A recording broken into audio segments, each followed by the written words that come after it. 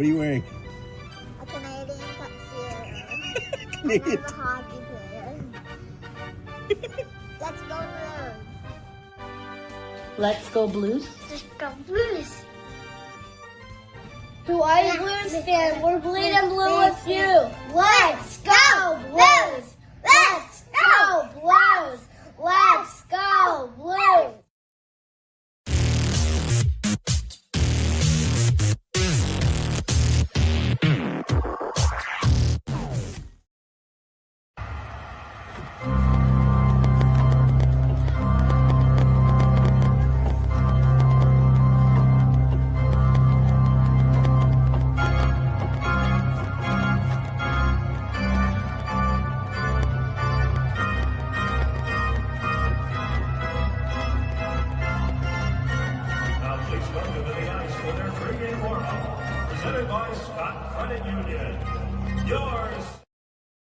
Blue Note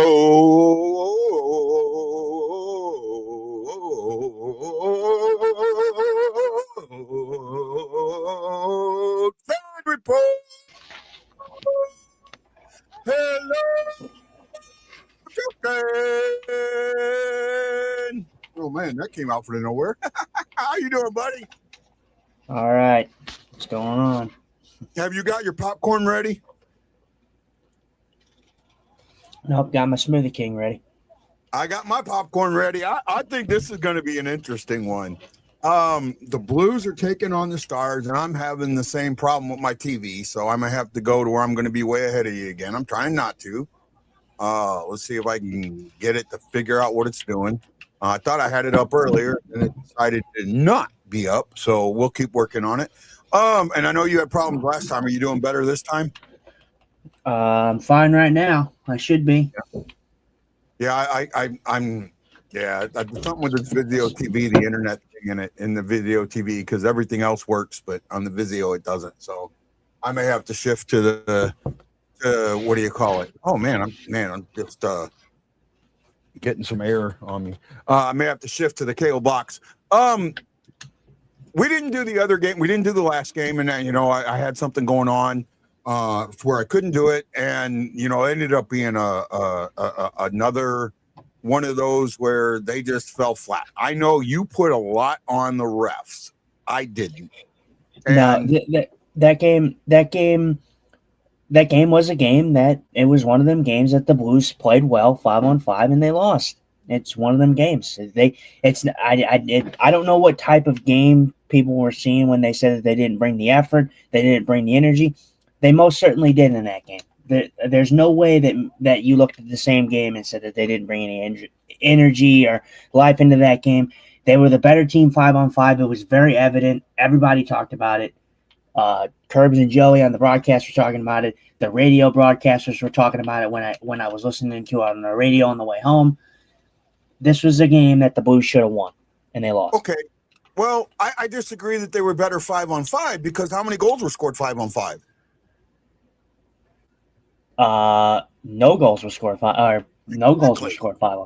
So if they were better 5-on-5, they would have put the puck in the back of the net. Did you watch the game? Yeah, I watched most of it. I didn't get to watch all of it. Okay. I watched most of it. Yeah, well, yeah, they didn't score, but they were the better team on 5-on-5. That doesn't mean they weren't the better team. The Jets scored 0 5-on-5 goals. I'm saying who was the most effective 5-on-5? The Blues were. The Blues had more chances. They should have capitalized on them. They didn't. Comrie was good in the game. I mean, nothing you can do about it. It's one of them games that the Blues lose, and they lost a game that they should have won, realistically. If they buried their chances, this game was a completely different story. They scored on the power play. This was a special teams affair. And the call in the first period, it cost them because it was a 4-minute high sticking call. And then it was the right call. Like, the high sticking itself was the right call, but the Buddy kind of over embellished a little bit, like he died. But the call was right. Like, the 4 minutes was right. But no, I'm with you. The 4 minutes was right. Now you look at that and you think maybe they could have could have did, use some common sense, and they didn't. And I get that.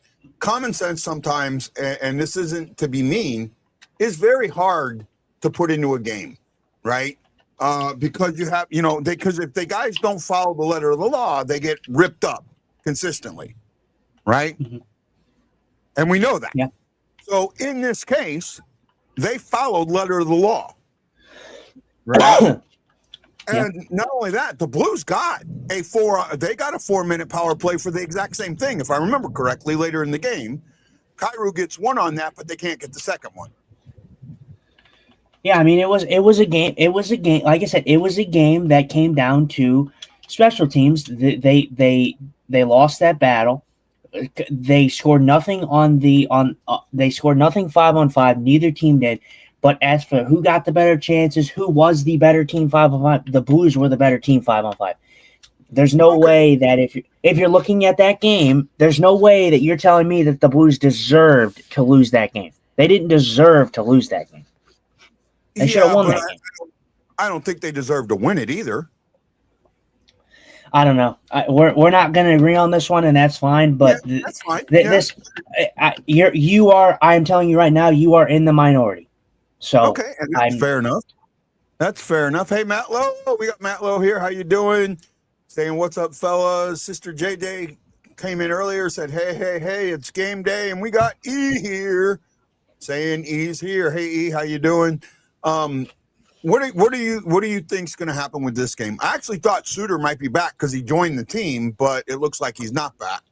And then Holloway returned to St. Louis. I guess Shockey had told me that he got his MRI and it was clear. So he just maybe loosened up some scar tissue. That's what kind of Montgomery put out. So with the lineup we have tonight and Bennington and net, what is your thought process? I mean, they can beat Dallas, but it's going to be tough. It's going to be a tough battle. First of all, Dallas, we beat Dallas 3-1 in the first game in St. Louis. Dallas is not going to want to lose twice. They've obviously had a good season. I don't know if I necessarily predicted. I didn't predict a win. I predicted a close loss. Not that I don't think that they can't do it. I just think that it's going to be a tough task, seeing as we're in Dallas. Who's your player to watch today? I didn't do a player on my predictions. Mm-hmm. But if I'm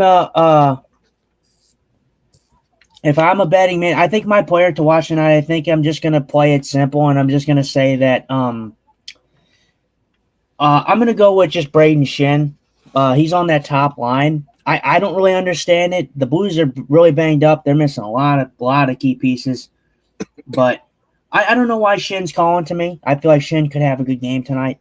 I was a little surprised that they took Stenberg off the first line. I was kind of liking him on the first line. I thought he was doing some good things.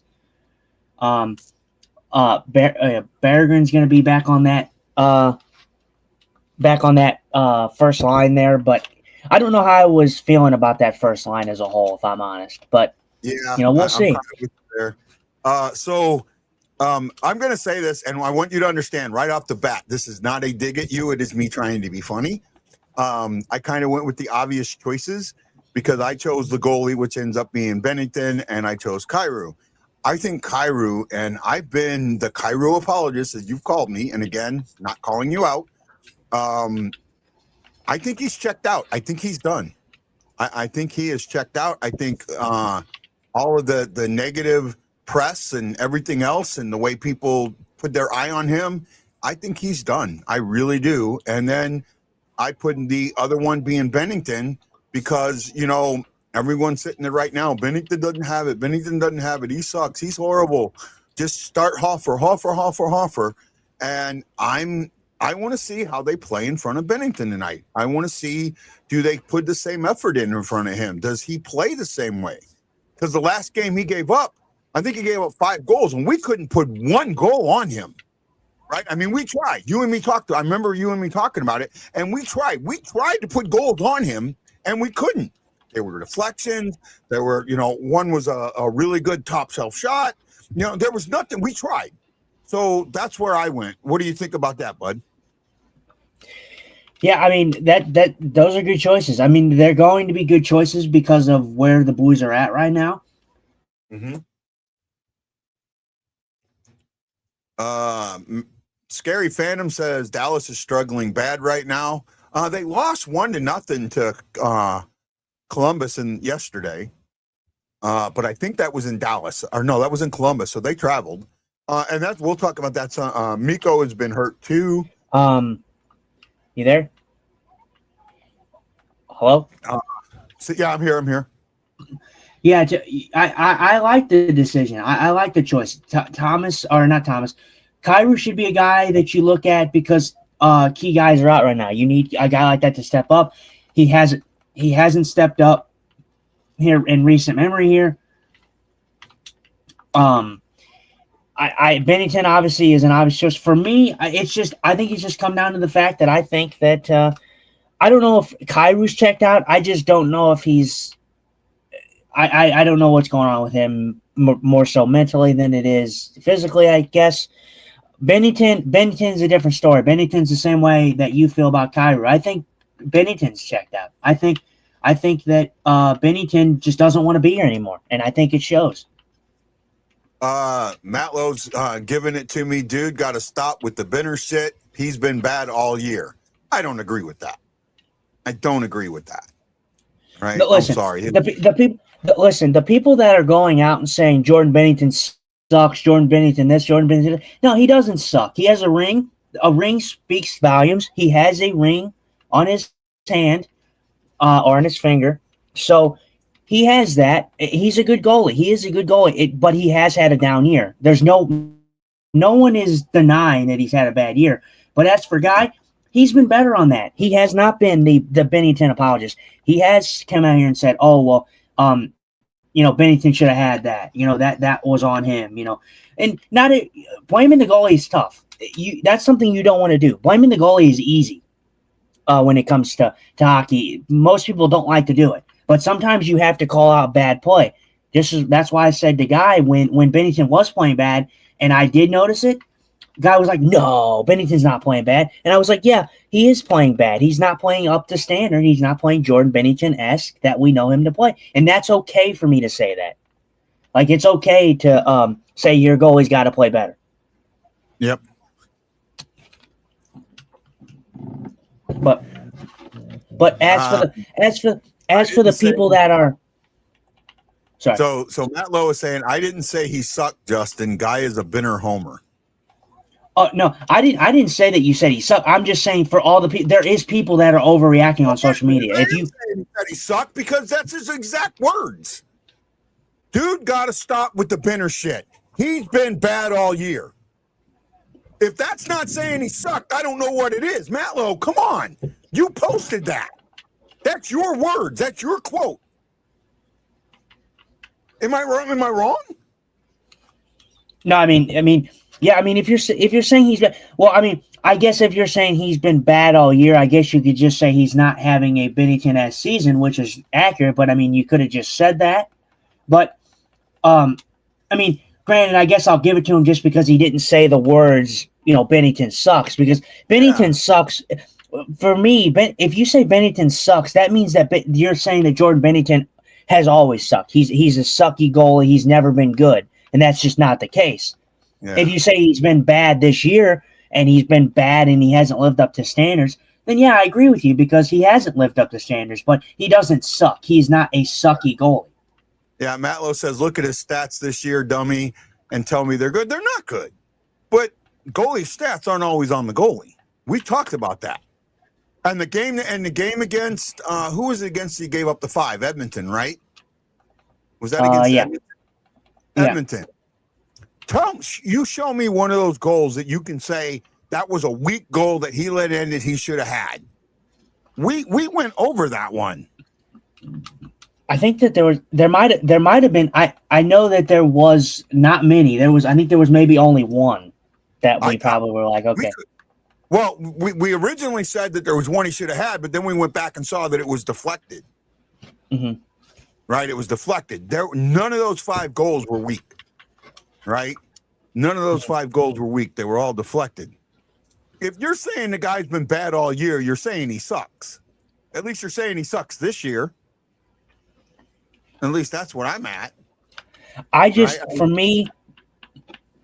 for me, I'm just to the point now where I'm saying that Jordan Bennington is checked out. As a Blue, I think he's checked out. I think like you said, I've said it before, the Bennington era is coming to an end and the Holfer era is beginning. And it's very apparent. I don't know how the Blues are feeling about that. I feel like they're getting more and more on that wagon. I think that honestly, for me, I think that they're running with this because I feel like they might not be as confident in this game to win this game tonight in Dallas. And I think they're running with Hofer on the back-to-back on the second game of a back-to-back because they have a little bit more confidence. That's just how I feel. But if you watch Bennington and his cadence, it goes back to that interview that he had when he got pulled and he got angry with Montgomery about the pull.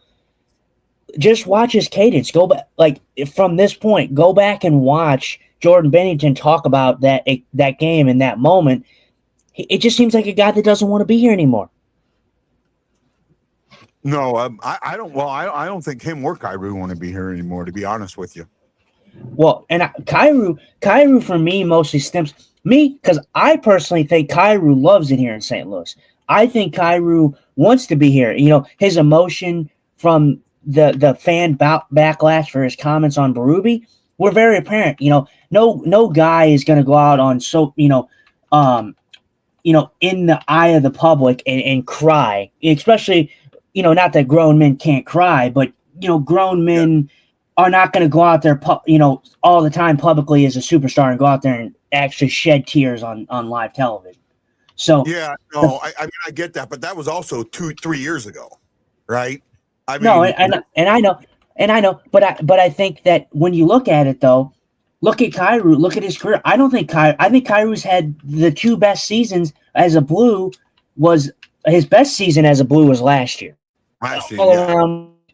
Was all around his best season as a Blue, and I just think that the comments that he gets, the backlash that he gets for most of the times for no reason, I feel like that weighs on a player. Like, you're not going to be hunky-dory all the time when you have fans always doubting your every move. You can't mess up once, otherwise you're ridiculed and hated on for so much. And I just don't understand that. I think that's a stupid narrative, and I think that I think Kyrou truly does like it here. Like I said, that emotion, although you said it's 3 years ago, it still holds weight. I mean, I just told you no athlete is going to willingly go out on live television and shed a tear. Yeah. For something that they're not. Who's put some love for us today? We got JJ, Joseph Triggs, Shannon Spink. Thank you, Shannon. We love you this year. Well, we love you every year, but especially this year. Guido, Sean Roberts, my brother from another mother, my Army guy in Montana. Aaron Nels, one of our biggest fans. John Hefner, my buddy, my pal, and my Fisher guy, Chris Shaki. There's another story tonight that we haven't talked about, and it's the weather. The weather is a huge story that we haven't talked about because it could affect tomorrow's game. It could affect a whole bunch of games in the NHL. Dallas is supposed to start getting ice tonight, straight ice storm during the game, and that could affect the Blues leaving, which could affect tomorrow's game, right?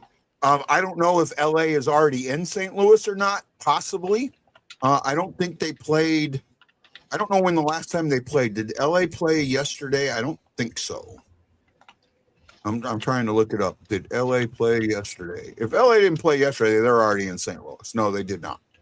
So my guess is that they're already in St. Louis. The last time they played. Come on, you're still there. Oh, wow. They haven't played in a while. They haven't played since Tuesday, if I'm reading this right. Yeah, the last time the Kings played was a home game against the Rangers on Tuesday. And then they don't play again till Saturday. Is that right? Come on, I got to be reading this wrong. if see, but well, and that's kind of the problem with the NHL schedule. You look at it like this. Like I get it, they're professional athletes and back to backs. Well, look at freaking Montreal when we played them. We played Montreal twice on a back to back, second game of a back to back, both times. Yeah. And both times Montreal came in fresh. I get that they're professional athletes and they got to battle through that stuff, but you do get advantages when you have back-to-backs and the other team is healthy. Yeah, they have not played since Tuesday night. Wow. Yeah, and they're not playing again. They're not playing again until they play us. Till they play us, right? Yeah. And then we're playing in Dallas tonight. That's not right at all. I mean, we got 2 days off. But we're playing in Dallas, and especially in a game where we could be. I mean, we may not get back into St. Louis till 2 a.m. if we're that lucky. Yeah. Right. And my guys, they're already in St. Louis. They left yesterday, or they left today, ahead of the Storms. Right. Let's see. We got Stephen Glass, our buddy. Kyrou needs a change, and the Blues need to move on from him. God, I hate that fact. That's why. Okay, so look, you guys were like adding all types of stuff to my post, and although I understand it and I appreciate the interaction, there was a reason I posted that. There's been a lot of talk about the Thomases and moving on from Thomas and moving on from such and such. I wanted to get a gauge on who thought we should move on from. Should we move on from Kyrou or Thomas? Those are your two main pieces. Yes, you have Buchnevich, but no. I don't really lump him in. Buchnevich is a little older than those guys. Thomas and Kyrou can be your future. They are your future. My question posed is the guy that we move on from Robert Thomas, or is the guy that we move on from Jordan Kyrou? Because I think we should move on from one of them, because that might be the change that this team needs to head in the right direction, to get a different type of core around those guys. It's going to be hard to move on from either one, to be honest with you. And second, it will be. And I didn't want to. I wanted to talk to you offline about this. When you do a poll, you can make it an option not to allow people to add to the poll. Right. Well, and I know that, but and I'm just thinking to myself, because we're adding the whole thing was the problem with the poll thing is it's stupid, because I could only add. I had so much more in that post, but you can only have it a max of 500 characters. So it goes quickly. So I had so much. So all the context that I had for everything was gone because I had to eliminate so much. But I said big fishes, and I couldn't have specified that just because of the link that I had for the post. But there's a way to do that. There was a way to do that. So write most of it, or write what you want, and then when you get to that end, put C comments, and then put the rest of it in the first comment, and then you can pin the comment to the top. Okay. Yeah. Right? But my whole idea was which one of the big fishes should go. And like I said, big fishes, we have guys with some big contracts, but I mean Thomas or Kyrou, because Thomas and Kyrou are your main guys that you gave your money to. You gave the big contracts to very early.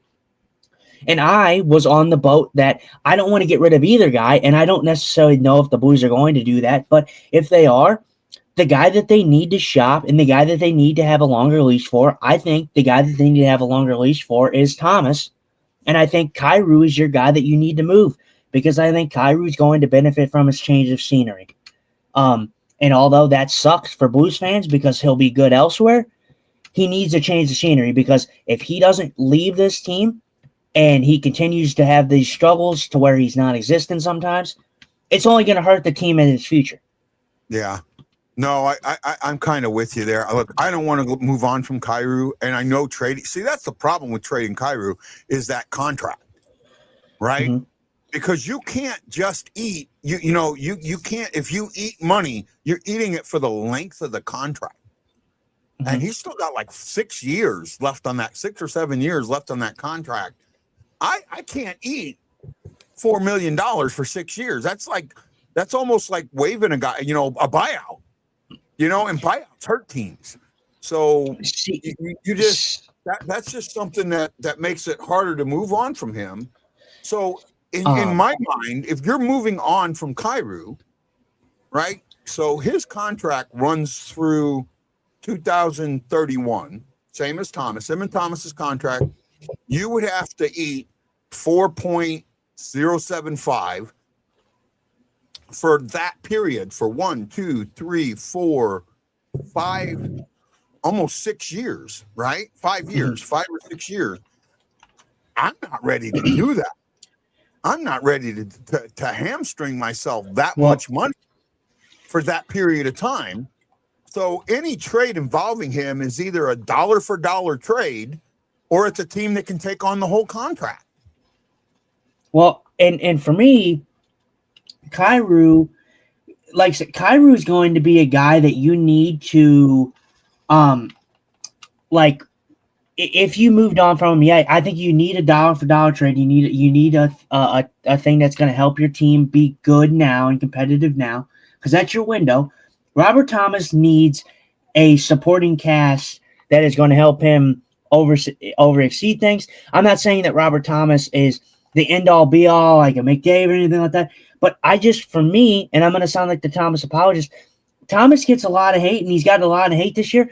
But the guy has put up numbers consistently, and look at the supporting cast around Robert Thomas. The supporting cast around Robert Thomas has not been there. So, although I love guys on this team and I love every one of them, sometimes you need to change. And in a perfect world, I would say don't get rid of Kyrou. I would say keep Kyrou, keep Thomas, and get rid of Jordan Binnington and see if that sparks your team. But I don't have a problem getting rid of Binnington. I honestly don't. Where I come into is if I'm trading Binnington, I want a goalie in return. Like I either want your starter or your backup in return, and I want that starter or that backup to be a veteran to help train and keep Hoffer going, right? Keep pushing Hoffer. And obviously, yeah, you would like a goaltender, but the thing is either way, even if you didn't get a goalie, right? Say you got something else in that deal. Maybe you got another forward, maybe you got another defenseman. You got something different that wasn't a goaltender. I wouldn't hate it, because the way you got to look at it is Hofer is your guy. Hofer is already a couple seasons in now. You got to hope that he can hold it down. Obviously, you don't want a terrible backup. You don't want to completely handcuff yourself. But the way I'm thinking about it is I don't need a star-studded backup. I need a guy that is going to be serviceable in net as a backup role, because I think Hofer can be that guy to be the starter, and I think he will be. So it's inevitable that the Jordan Binnington era is going to be over, and the Blues are going to have to see what they have in Hofer. You can't live on the past. Like, you can't say, Jordan Binnington's going to be around forever. It's just not going to happen. So, for the most part, I absolutely 100% agree with you, right? So, for the most part, I 100% agree with you. The big thing for me right now is, and give me a second, I'm kind of blanking out a little bit. My big thing, let's say you don't get a goalie back. What would you think of signing Quick for next season for a 1-year deal? Well, I could already tell you with a firmity that he'll be 40, and he has said that he wants to play 1 more year. I would love Jonathan Quick, but there's a problem with that, because Jonathan Quick is not going anywhere, because he's already went to Chris Jury, and that management has already went to there and said that, we will trade you to a contending team, and Jonathan Quick has already stated to them that he does not want to go anywhere but New York. So he is not going anywhere. He's not going to go out of New York. He wants to finish his career in New York. So that's not going to be an option for the Blues. Well, he's also said that he wants. Well, wait a minute. He also said he wants to play another year. If New York decides that they don't want to sign him for another year, that they want to bring a youngster up, does that mean that he just says I'm done, or does he go play another year? And if he plays another year, where would he go? Would he possibly choose St. Louis? And I kind of think he would. So my question is, if it is possible to get Quick next year, would you want him? Well, yeah, I would most definitely want. He would be a great guy for Hofer, but then again, it is a 1 year thing. So I mean, it's nothing outstanding or anything like that. It's a 1 year thing. So I'm okay with that. He would be a good presence for Joe Hofer to finally officially get into that role, because Joe Hofer, I don't think is like perfectly in that role yet. I do think that he is going to be. He's getting there very, very soon, because he's been excellent after the rough start that he's had. He's still young. Hofer is still young. He is still young, but that's why I'm saying that I don't think that you necessarily need to put your chips in getting just an absolute dime of a backup. You just need a guy like a Jonathan Quick who can come in and help him move into that official role as your starter. You don't need an excellent backup or a 1B. You just need a guy that can be serviceable in the net. There's a bunch of backups, and that's not a bad thing. There's a bunch of backups in the NHL that are just serviceable guys. They're not guys that you're banking on every night, Yeah, and Chris makes a good point. We don't have anybody that's ready to come in and back up. No, I don't think. Who are the two guys we got? We have Zerzinko. We have Hamstring. What other guy is it? It's not Ellis. Cranley. Yeah, Cranley. And right now, neither Cranley nor Zerzinko has had a good season down in Springfield. Right? Neither one of them has. Now, Hamstrom did really good in the juniors, in the World Juniors, but he's 19. Okay? I mean, when was the last time a 20-year-old goalie came into the league and lit the league on fire? Right? I can't think of one. It's been a while. Mm-hmm. Right? Goalies usually don't mature until 23, 24, 25. So he's still a few years off. Zerzinko's 25. I think Cranley's 24, 26. I know they're not the same age, but they're close. And neither one of them is lighting the AHL on fire. We lost the guy that was ready to become that guy. And we kind of got screwed up. I think we should have held on to him and held three goalies for at least a little while before we waived him, because there were a couple teams out there that needed goalies, and we should have waited until they got their goalies before we waived them. First of all, I want to stop you there. Ellis, okay, look, no one expected Ellis to get claimed, and the consensus that teams need. No, the team that went out and that claimed Ellis was the Buffalo Sabres, and it was beyond stupid. They looked like a bunch of idiots doing that because they didn't need a goalie. They signed a goalie. They literally signed a goalie. They had an injured goalie. He got injured in the preseason. I'm saying they have four goalies. They had four goalies at the start of the year. So, they had obviously Ukko-Pekka Luukkonen was injured, but they signed Alex Georgiev, and then literally they signed a third goalie, Alex Georgiev, and they signed him, and then not even a month later, they're putting him on waivers and signing Ellis.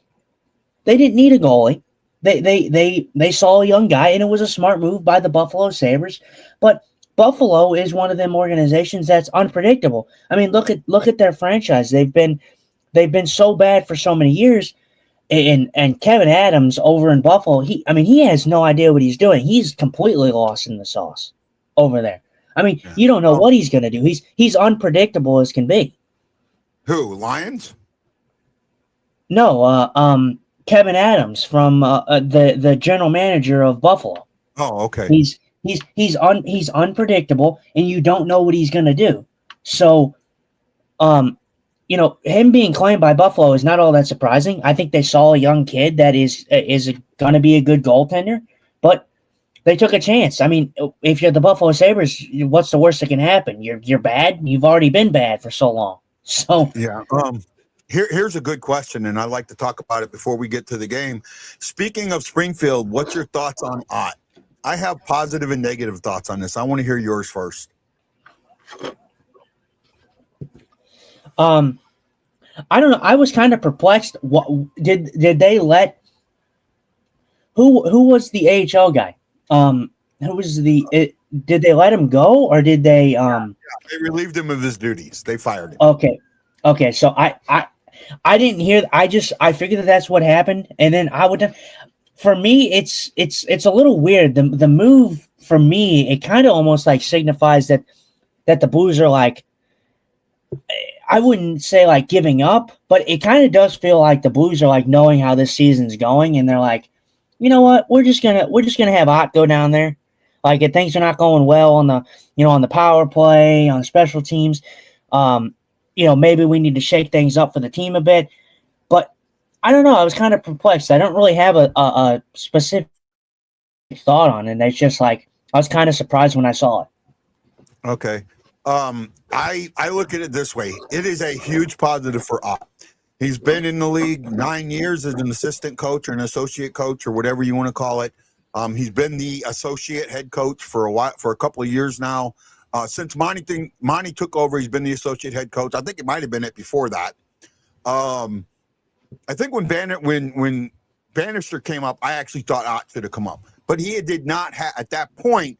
Ott had never been a head coach. So now with Ott going down to Springfield, he's getting that head coaching time. The problem is, I think that means his time in St. Louis is done, right? You've got Monty for the next 5 years. He's going to get, I think, is going to get a head coaching job in the NHL. Oh, I think he will too. And with that, I think that his time in St. Louis is now done, right? And some people are blaming him for the special teams, but even under Monty, the special teams didn't seem any better in the last game. I mean, I know it's only one game, very, very small sample size. Well, they scored to get going here. Well, they scored that was their only goal. The Blues scored on the power play last game. Yeah. So, but they gave up 2 out of the 3 penalty kills, right? Yeah, it was But what is it? The special teams have not been good for the Blues, and the Blues have not been good on the power play since the 21-22 season, I believe. When we had the O'Reillys, the Tarasenkos, we had those type of caliber of players. With the assistant coach and in charge of the special teams. What's up? Sorry, I got popcorn in my mouth. That was when Montgomery was the assistant coach and in charge of special teams. Yeah, I mean, so the Blues have had a bad power play for a number of years now. So it's not all surprising that their power play struggles. I think it's going to get a little better down the stretch, here in a couple of years, just because the guys that we have coming up through the system, the Snuggeruds, the Dvorskys, if they can figure it out and move that puck a little quicker, not be as predictable on the power play, they'll be okay on the power play. I think it's just going through its pains. The Blues have never been a good power play team. They really haven't. Unless they had the guys that were the Perrons, were the O'Reillys, were the Tarasenkos. Yeah, they don't have that. Since we've lost those guys, we haven't had. Since we've lost Perron, we have not had a good one-timer on the power play. Since we've lost Tarasenko, we haven't had a sniper on the power play. And since we've lost O'Reilly, we haven't had that bumper, the good bumper. We've had bumpers, but not as good as O'Reilly was. And also, since we lost Pietrangelo, we haven't had that bomb in the quarterback position, right? So the guys that were supposed to be that haven't lived up to their. Parayko has not lived up. I mean, Parayko doesn't even play the power play, and he should with that shot he's got, but he just doesn't use it enough.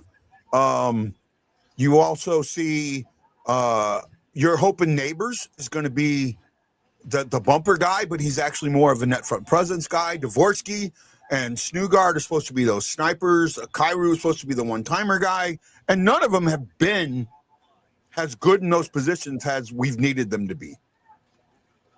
If that makes a little bit of sense? Parayko. I'm at 1833, by the way, to see if I'm ahead or behind you.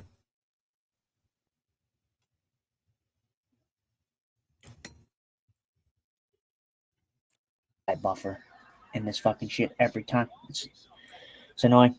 Jesus. You buffering again? It does it all. It does. It's not doing it like it was, but I hate it because I can never go through a whole show without buffering. Do a face off. Yeah, you're ahead of me. I'm sure you're way ahead of me. Anyways, this Bennington or not Bennington, Parayko has been. It's surprising, like I said, that he hasn't had a goal this year. He's okay defensively. He's not having the best Colton Parayko year, but like I said, we're moving into the transitioning to where I think Broberg is going to be your number one guy. I think it's pretty evident that Broberg is going to be our number one guy here in a couple of years. Yeah, I can see that. But, and if the Blues, I don't know if they would consider shopping. I don't know how they could actually shop that contract of Parayko, but I'm sure there would be a team interested in a Parayko. If you decided to go in that direction, 2 more years, I think that's an easy contract to get rid of. I think or getting him to waive it. That might be the problem. We're thinking that the Blues. We've been talking about the Thomases, the Kyrous, the Shins, the Benningtons. We've got him to 2030. We've got him to 2030. So he's got one. He's got this year, next year, and the year after is a full no trade. And then in 28, 29, he's got a 15-team no trade list for the next 2 years. So, but even then at 6.5, that's still a good contract. With term, 6.5 term, that's a good contract. Oh yeah, he has a good contract. He has the terms good on it. Like I said, we're talking about the Shins, we're talking about the Thomases, the Kyrous, the Benningtons. Parayko is a guy that you could possibly dish to, and I think you could get something for him, that could help your team. Because I personally don't think that this is I really don't think that this Blues team needs to blow it up, because we know that this team can do it. We've seen them do it. First of all, they're struggling really bad. I look at this team up and down, and like I said, I love everybody on this team, but this team is a disaster when it comes to lines right now. So many key players out, man. So many key players out. Thomas out, Suter out, Holloway out. Those are huge pieces. And you're missing. That puts a massive hole in your lineup. Yeah. So, the Blues are massively banged up right now. They're the back end has not taken as much heat this year when it comes to injuries, but it's still tough. When you have forwards out that are in this everyday lineup, it's going to be tough.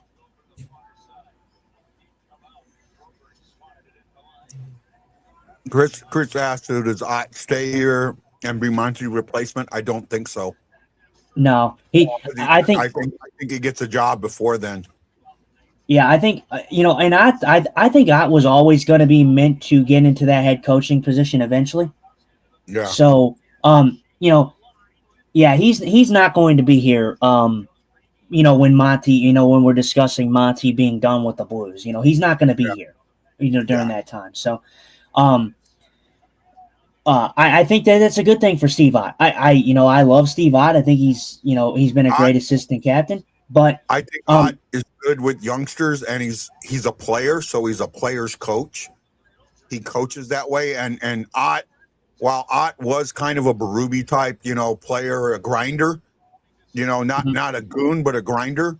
He sees that, but he also did have some skills, so he knows how to deal with the skill guys. So I do think that there's a team that's rebuilding that's going to look at Ott as a coach within the next year or two. I'll tell you a place I think he would do really good at. Right? I don't think that they would take him right now, but I see a place that I think he would do really good at. I just think it's too early for him to go there is San Jose.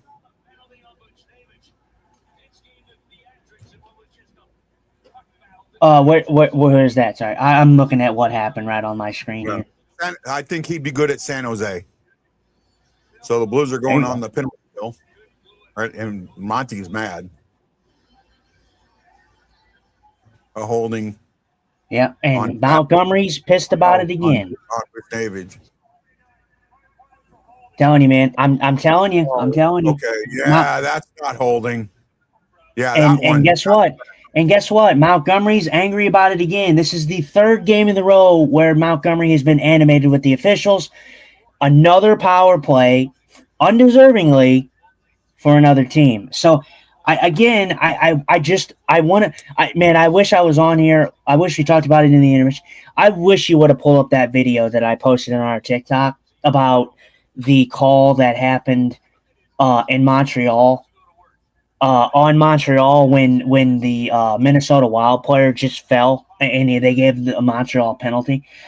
It sums up this year. It really, really does.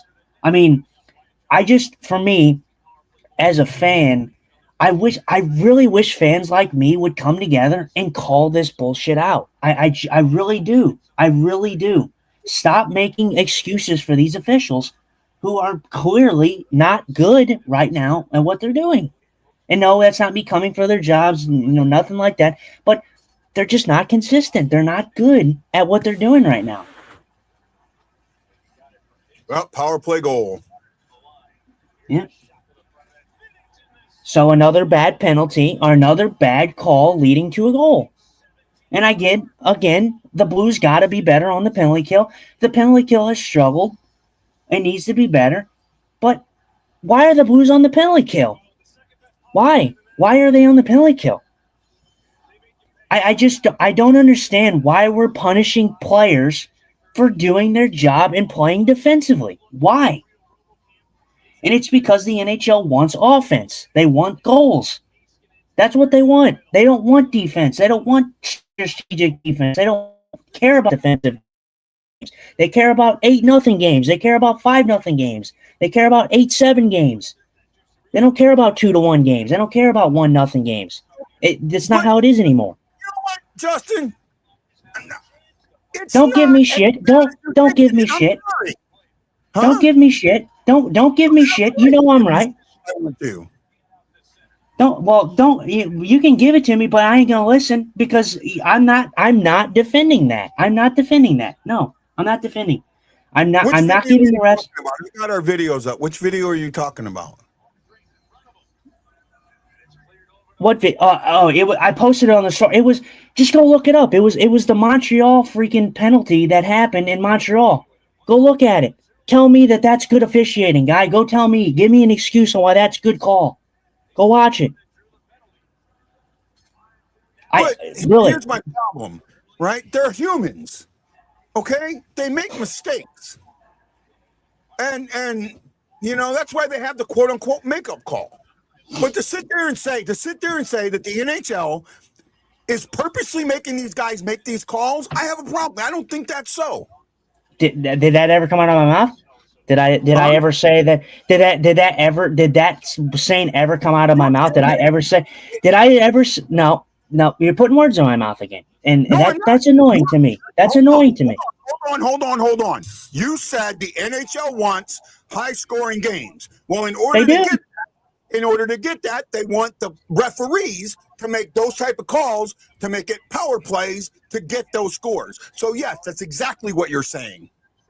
I'm sorry, you can read between the lines on it. They do want high scoring games. If you haven't been watching this year, you're clearly not paying attention. How many high scoring games are in the NHL this year? You're clearly not watching if you think that that's not accurate. I think, you know what? I did see this play. I think I did see this play where the guy was going backwards and fell, and there was nobody to touch. But he's human, right? No one near him. But he's human, so he's okay to make that call. where the referee's at, that might not have been what he saw. Where the It's in the open ice.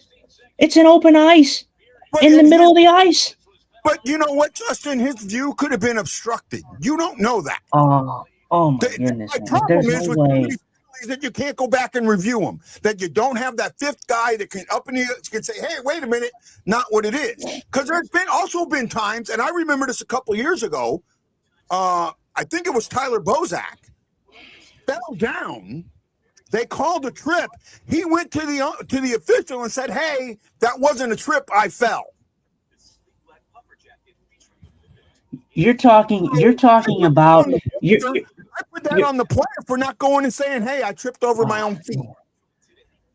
Yeah, because the guy who's getting the beneficial of the call is going to go to the referee and say, "Oh, well, yeah, I just fell." Yeah, do you really think the embellishment has been a thing in this league for freaking years now? Do you really think that the NHL player is going to have some human decency and say, "Oh, I tripped myself. I didn't get tripped"? No, he's not going to do that. They didn't teach him to do that. They taught him to take the garbage ass call and run with it. Whatever. Like I said, whatever. I'm not gonna win this argument. You're gonna make an excuse on why that is a human call. You're talking about this as if there's one official on the ice. There's 4 officials. You're telling me that 4 officials didn't see this guy fall in the middle of the ice? You're telling me 4 guys didn't see this? There's no way. I need to take a break. No way. There is no way. Okay, anybody who saw this play, I want you to go and watch this on Sportsnet, okay? Sportsnet posted this, I believe, on Instagram, Twitter.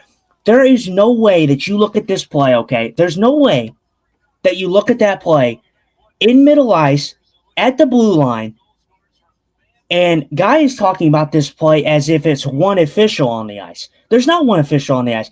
There is 4 officials on the ice. So you're telling me not one of them saw that call and why it was not a penalty? Don't you think that, yeah, you're human, but we're not even talking about this call that just happened. He just told me himself that this holding call on the Blues player, Bush, was not a holding call. It should have never been called, but it was called. I don't understand why we are making excuses for officials. I get it. You are human. People make mistakes.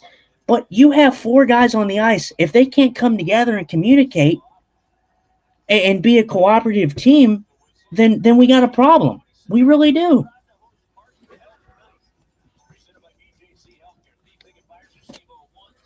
And what is it, Steve? I don't know if Steve's in here, but Steve, I know that you talk about all the time, like, hey, the refs got to be better. Or you're like, the Blues got to kill the penalty, and I agree with you. The Blues penalty killing has been atrocious, but it still doesn't change the fact that they shouldn't have been on the penalty kill to begin with.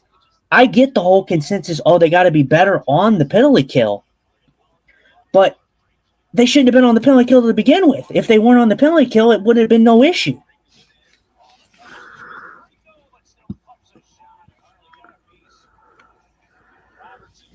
And you're saying you don't have no clue what the rest. But the thing is I don't know what this is referring to.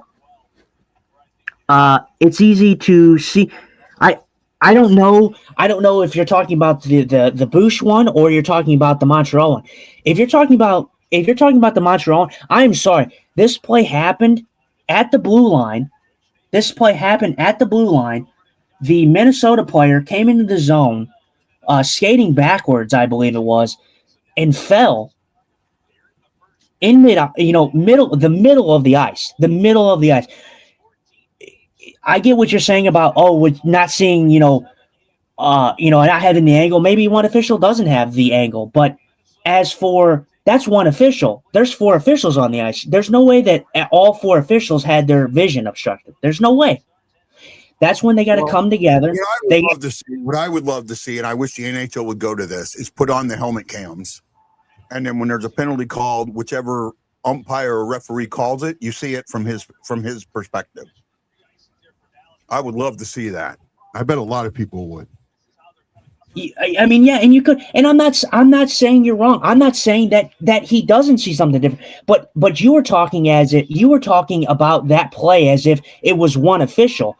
There's four guys on the ice. There's no reason they should not be coming together and talking But about you that. know what? Here you go.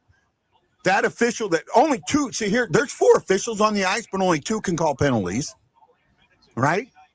And believe it or not, three of those guys could say, I didn't see the trip, and the guy that had it saw it said, you know what? Well, I did, so that's a trip.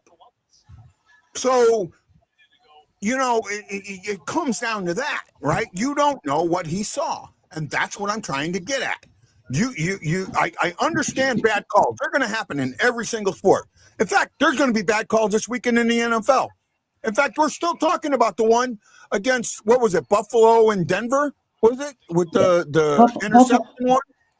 Buffalo got screwed in the playoffs. They got massively screwed. But we get it. We understand there's bad calls. But I'm saying that this is a consistency problem. I'm not even on the Blues one. That one was bad enough as it is. That was not a holding, and you even told me it wasn't a holding. That was not a holding call. And they call a holding. No, but it wasn't a holding call. Or at least it didn't seem like a holding call. However, have an advantage they don't have. We're seeing it from a bird's eye view. They're seeing it on ice level. On ice, things look different. Things look completely different on ice level. Shockey, where are you? I need your help, buddy. You can help me out here. Well, you know, and I'll ask Shockey if he comes in here and I would love to get his idea or his thoughts on that call in Montreal. Like I said, I'm not even talking about this Blues one. I'm talking about the Montreal one. Right. So I'm very interested to see what actual people's thoughts. There's like I said, going on the power play now. Wyatt Johnston. Here we go. Let's see. Flashing on Johnston.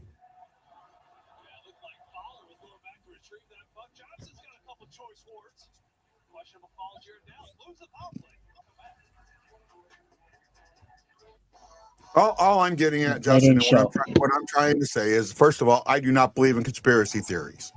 I do not. All right? It takes way too many people for a conspiracy to work, and there's no way that many people keep quiet. You know what? I think it was Mark Twain who said, 3 people can keep a secret as long as 2 of them are dead. Right? So for there to be this huge conspiracy theory where the NHL says, you need to call this, you need to call that. I'm sorry, I have a little problem with it, right? And we may have. What's happened? We may have lost some streaming on your account and one other account. I'm not sure. What are we talking about? Look on your Facebook page and see if the stream is still on your Facebook page. I think so. What do you mean? Is it on my Facebook page? Like my personal Facebook page? Yeah, your personal Facebook page. It's going there now. Oh yeah. It's saying. Well, it's saying I was live. Oh wait, no. Was live. Yeah, it was live. I don't know why it would have ended. Yeah, so I'm gonna remove it and restart it. Well, no. Wait, hey. Oh yeah, no, it is. It isn't. I don't. Why would it stop? Something happened. It said trouble streaming to Facebook. This may be on Facebook's end. Oh, okay. It's still streaming on mine and a couple others. I'll just remove yours and restart it. The other one on we get hardly know anybody on Coast to Coast, so I'll just remove Coast to Coast. I won't delete it, but and then I'll remove yours. Power play shots 29, Pavel with 29, Jordan Kyrou with 23. And then I'll repost it on yours. It'll repost here shortly. I'm working on it. Oh, I took it off BlueNote. Actually, it was BlueNote Fan Report that wasn't going on, I think. It's mine because it says was live. Yeah, so I took the wrong one off. I used my picture for the BlueNote Fan Report, and I think it's too similar to your picture, so I got to change that. because I get them confused. Oh, okay. Yeah, I just kept that one because I like that one, so that's a good one. Yeah, I understand. It's just for me, I get confused. So I need to. I wanted to put both of our pictures together on the BlueNote Fan Report because I had the logo, but now I think I need to go back to like a logo because I couldn't. I get them mixed up and I end up not putting it to the right one or deleting the wrong one. So looks like it's back now. You should be live again. Nope. There's an issue because it wouldn't take it live. Okay, so yeah, maybe it's just a Facebook thing. Yeah, there's a Facebook thing, but we are live on. No, we're live on yours. We're not live on BlueNote Fan Report. I need to be live. Looks like Dvorsky. Ooh, Dvorsky one timer. very good movement there by the Blues on the power play. Way to get a goal. That second game in a row where the Blues get a power play goal. Way to go. I think first shot of the game for the Blues. I don't know if that's the first attempt. I don't think it's the first attempt. I think it's just first shot on that because they have had attempts, I think.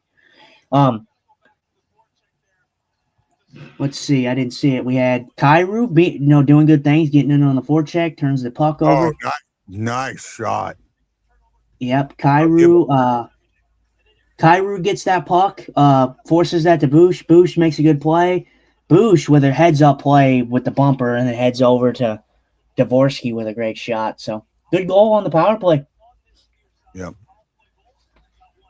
Makes it 1-1 with 8:10 to go. Good goal by the Blues.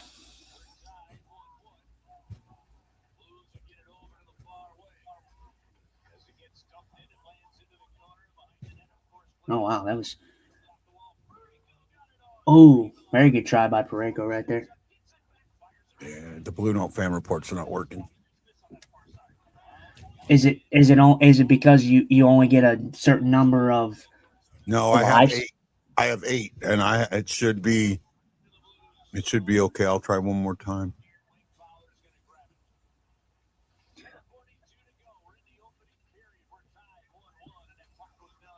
The thing is, we do get views from the BlueNote Fan Report. Mm-hmm. Well, like I said, if you needed to, you could. If it doesn't allow you to, if you were able to, like if I was not able to go live on mine, but if you could get it back on the BlueNote Fan, that's fine too. And we can just figure it out later. Looks like we did go live on BlueNote Fan Report. Okay, we're good. Okay, good. Yeah, want to get all them lives on there. Try to get the best you can. Yep. So hopefully we'll get it back.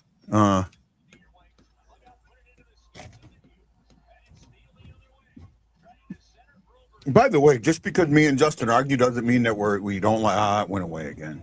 So something's going on with Facebook. Just not going to deal with it right now. When me and Justin argue, I mean, we're still friends. We're just, we have differences of opinions. We're both passionate guys. We put it out there, but we're both smart enough to know when it's time to take a quick break from each other and then come back at it. I went and filled my soda up and took a breath, and we're good. And I just want everybody to know that we're not gonna slit each other's throat after the game. No, we're fine. Like I said, we have differences of opinions. And Guy does agree with me. He has said with me that there's a consistency problem, and there is a consistency problem with the officials in the league. I don't have a problem saying there's a consistency problem with the referees, because I think there's a consistency problem in all 4 sports when it comes to official. Where I have the problem is you don't say it's a conspiracy theory, but you're saying it between the lines. And that's where I have the problem. Right? And that's where I stick up for the league, because I don't. Now, does the league like higher scoring games? They do. Why? Because people, chicks dig the long ball. People like offense. I get that. Yeah. But do I feel like there's a mandate out there where the league tells officials we want more power plays? And I don't know if there have been more power plays per game this year than in past. I don't know that.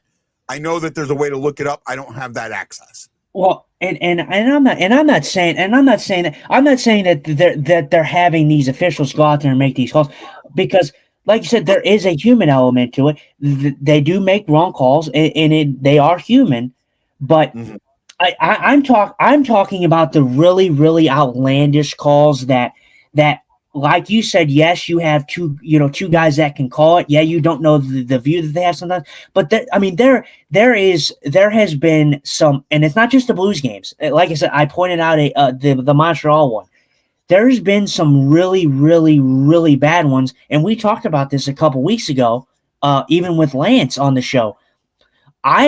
Me and Lance are in the same boat on this one. I don't know if you're fully in on it yet, but I think there is betting going on in the NHL. I really do. And that is, if there's any conspiracy that I'm going with, it's that one, that there's betting in the league. That's my only conspiracy. Okay. And while I'm not completely on board with that, not completely, right? I understand where you're coming at. Tad doesn't like us talking about this. Sorry, bud. Well, we're in a commercial right now. As soon as the game comes back, we'll go back to the game. Yeah, we'll go back to the game. And I'm sorry. I've been dealing with the head cold for 2 weeks now, and I've got the hacks right now, so I'm doing the best I can. Looks like the game's coming back on, so we'll go back to that. Yeah, we'll go back to the game.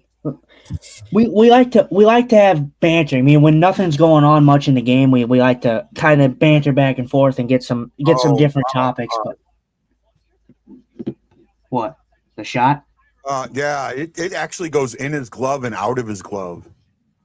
Oh wow, that's speaking of unlucky and lucky for the Blues. But I actually think when it's in his glove, it's actually still in the net.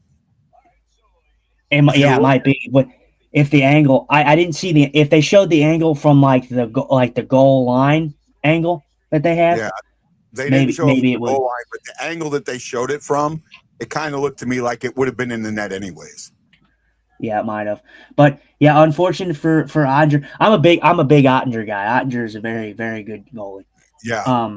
This is the matchup I wanted to see last year in round 2. This is the matchup, Bennington and Oettinger. Oh my God, would have been a hell of a series. Oh, it would have fit. Talk about almost no goals. No goals. Yeah. No goal. That's what that series would have been. It would have been a fantastic. Put it this way, it would have been a better series than what we ended up actually getting. Yeah. With the Jets and the Stars. Yeah, and it's kind of weird. It's kind of crazy. Dallas. Honestly, I've had a lot of good interactions with Dallas Stars fans. Some are definitely out there, but as for Dallas, I feel like they have kind of a healthy respect for the Blues and their Blues fans. I feel like there's always just a good banter between Dallas and St. Louis fans. They're just very competitive towards one another, but they're not overly competitive and rude about it. Yeah. Looks like Kyrou may be getting that goal. He might have tipped it. It kind of, I don't know. It kind of looked like he had something there, but he started that play. Kyrou with a good forecheck was the reason that all play developed. Yeah. No, he's getting an assist. Right now they have Kyrou with an assist. The secondary assist, Kyrou, Bushnevich, and Dvorsky, but it could switch. So we'll keep an eye on that. It could switch. Looking at the official score sheet. Yeah, the only thing that would switch is if they do switch it, it'll be Kyrou's goal with Dvorsky and assist. Yeah. So I mean, either way, it doesn't really matter. It was a great play all around. Every guy in that sequence pretty much touched the puck. I think besides one guy. So. Yeah, Rowan Rutherford says that it looked like on the replay it appears Kyrou tipped it. What's up? When Dr. Detroit says, when does Robert Thomas get traded to the first place Red Wings? When hell freezes over and I get a girlfriend. See, I mean, Detroit would be definitely a great place for him to go because they already have a great center in Larkin. But I'm telling you right now, these Thomas rumors are just Thomas rumors, man. If you're trading Thomas, you better be getting a haul for him. So that's all I'm saying.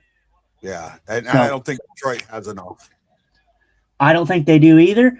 And Detroit for me is someone I'm still iffy on. I'm still not 100% sold on Detroit either because they should have been good for so long now, and they just are now having a good season. So I have been kicked off almost every Facebook page but yours. really, Yeah. why? Let's see if I can get. It's something with Facebook. I am seeing. I think is that what that message?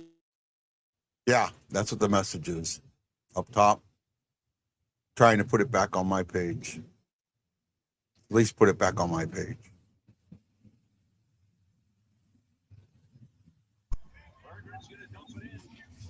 I think that might be the message. What I'm seeing on my screen right now.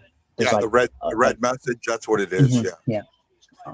He said, "We've got the goods and 28 million in cap. I don't think you have enough goods. I don't think you. I mean, what are you going to give us for Robert Thomas? I mean, do you have 4 in equivalent first round picks? Because that's what I think Thomas is worth, if not more. Do you have that? Are you willing to give up Larkin? Do you have one I want to say, do you have a center? Do you have a center that you can replace Robert Thomas with? There's no way I'm trading Robert Thomas, your best center, for a non-center. I mean if he's a good player, I mean obviously I wouldn't mind, but you need a center. A team needs a number one guy, a number one center. And Dvorsky's not that yet. Shen is not that. Shen probably is going to be dished at the deadline. You're going to be running into some problems with some centers because you won't have any if you trade Robert Thomas. So, I mean, you have Suter. Suter's great, but Suter's not going to be your number one center. Although I love the guy, I think he's been the most consistent Blue this year. Despite the points and stuff like that. But he's never been an 80-point guy or anything like that. But he's a consistent guy that can help you. But yeah, you need a center. You need a number one center. But believe me, I'm going to go out there and be confident, and I'm going to be bold and say that the Blues are not getting rid of Robert Thomas. Yeah, I'm with you. I know what Frank Cervelli put out there. But when you really read into what he put out there, you can tell it's speculation that he doesn't know, right? Mm-hmm. Because at the very end of it, he says they have to do something, right? Well, wait a minute. That right there is you making an assumption, right? Yeah. So to sit there and say that they're listening to offers and all. Now at that point, as soon as you put that last thing in there, I know you're full of it. Yeah. Right. Yeah. You saying part to me. Like as soon as I read that where I went, I don't know. And Cervelli's been wrong as much as he's been right. Yeah. Yeah. I mean, when you put out a line like that like you said, that pretty much throws out your post or your form or whatever saying that, they're looking for options for him. But then you say the Blues got to do something, which is almost implying that your whole post is pretty much an opinion that the Blues should trade Robert Thomas. Yeah. That's the way I looked at it. So you and me are on the same page there, huh? Yeah, absolutely. Yeah. Going to first. The Blues have only had 3 shots. The offense has been such a huge freaking problem this year. It has been. It's so surprising to me how bad of a problem it's been.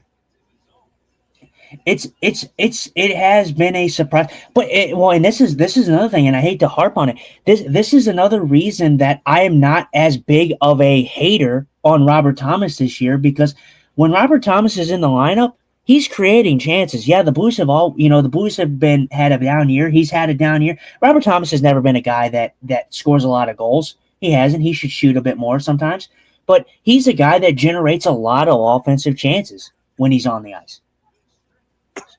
So when he's not on the ice, it is a struggle for the Blues to find offense. It really is. And it shows. That's why I'm not all in favor of getting rid of Thomas. I think he needs a longer leash. And by the way, guys, we're dealing with some Facebook issues. So if you're having trouble finding the show, I apologize. There's not much I can do about it. I'm trying to keep it started and going, but I only get there. Pareko getting an extension or trade on. Well, he's still got 5 years left, so he's not getting an extension. Right? He's not getting an extension. And but could they move on from him? Yes, I think they could.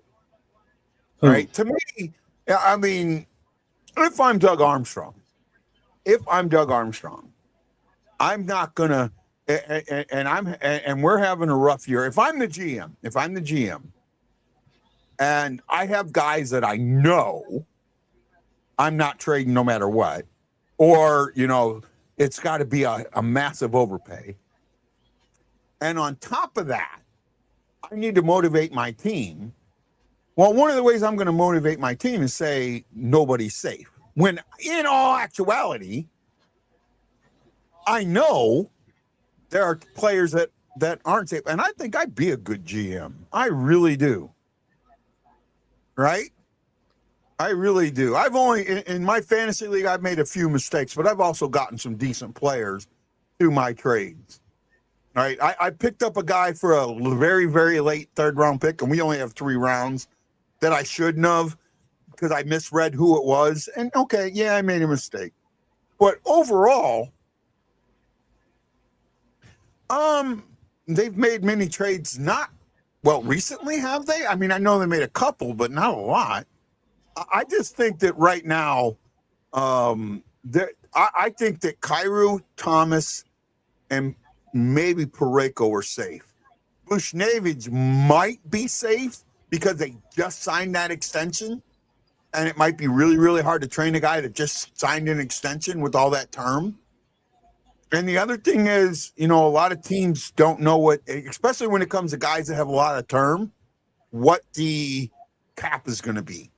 And because of that, it makes it harder to trade guys with terms. I mean, I remember one year they said the cap was going to go up like $5 million, and it went up $1 million. Right? So a lot of teams got hamstrung. The Blues were one of them. So that's why I'm concerned about that. Trying to stay warm. I'm freezing. Not looking forward to snow. Well, yeah, everybody in the from the Midwest onto the East Coast, please be safe this weekend. Got a massive winter storm coming through there. I know what they're like. I haven't been in one in a long time, but I know what they're like. Please be safe. Please be careful. We're thinking about you with that going on. So at the end of one, the score is 1-1. Shots were 10-3 in favor of Dallas.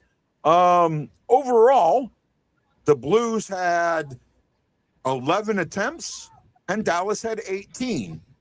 That's actually not as bad as I thought it was going to be. I thought Dallas would have a lot more attempts. Dallas only had 8 shots that weren't on the net of their 18 attempts. The Blues had 7 that weren't on the net out of their 11, so that would be a better number. Blues 12 hits, Dallas 6. St. Louis 4 giveaways, Dallas 4. St. Louis had 2 takeaways, Dallas had 1.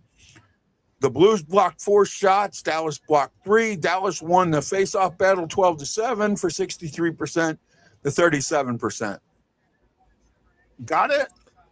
Got to get offense going. That's what it comes down to. Get the offense going.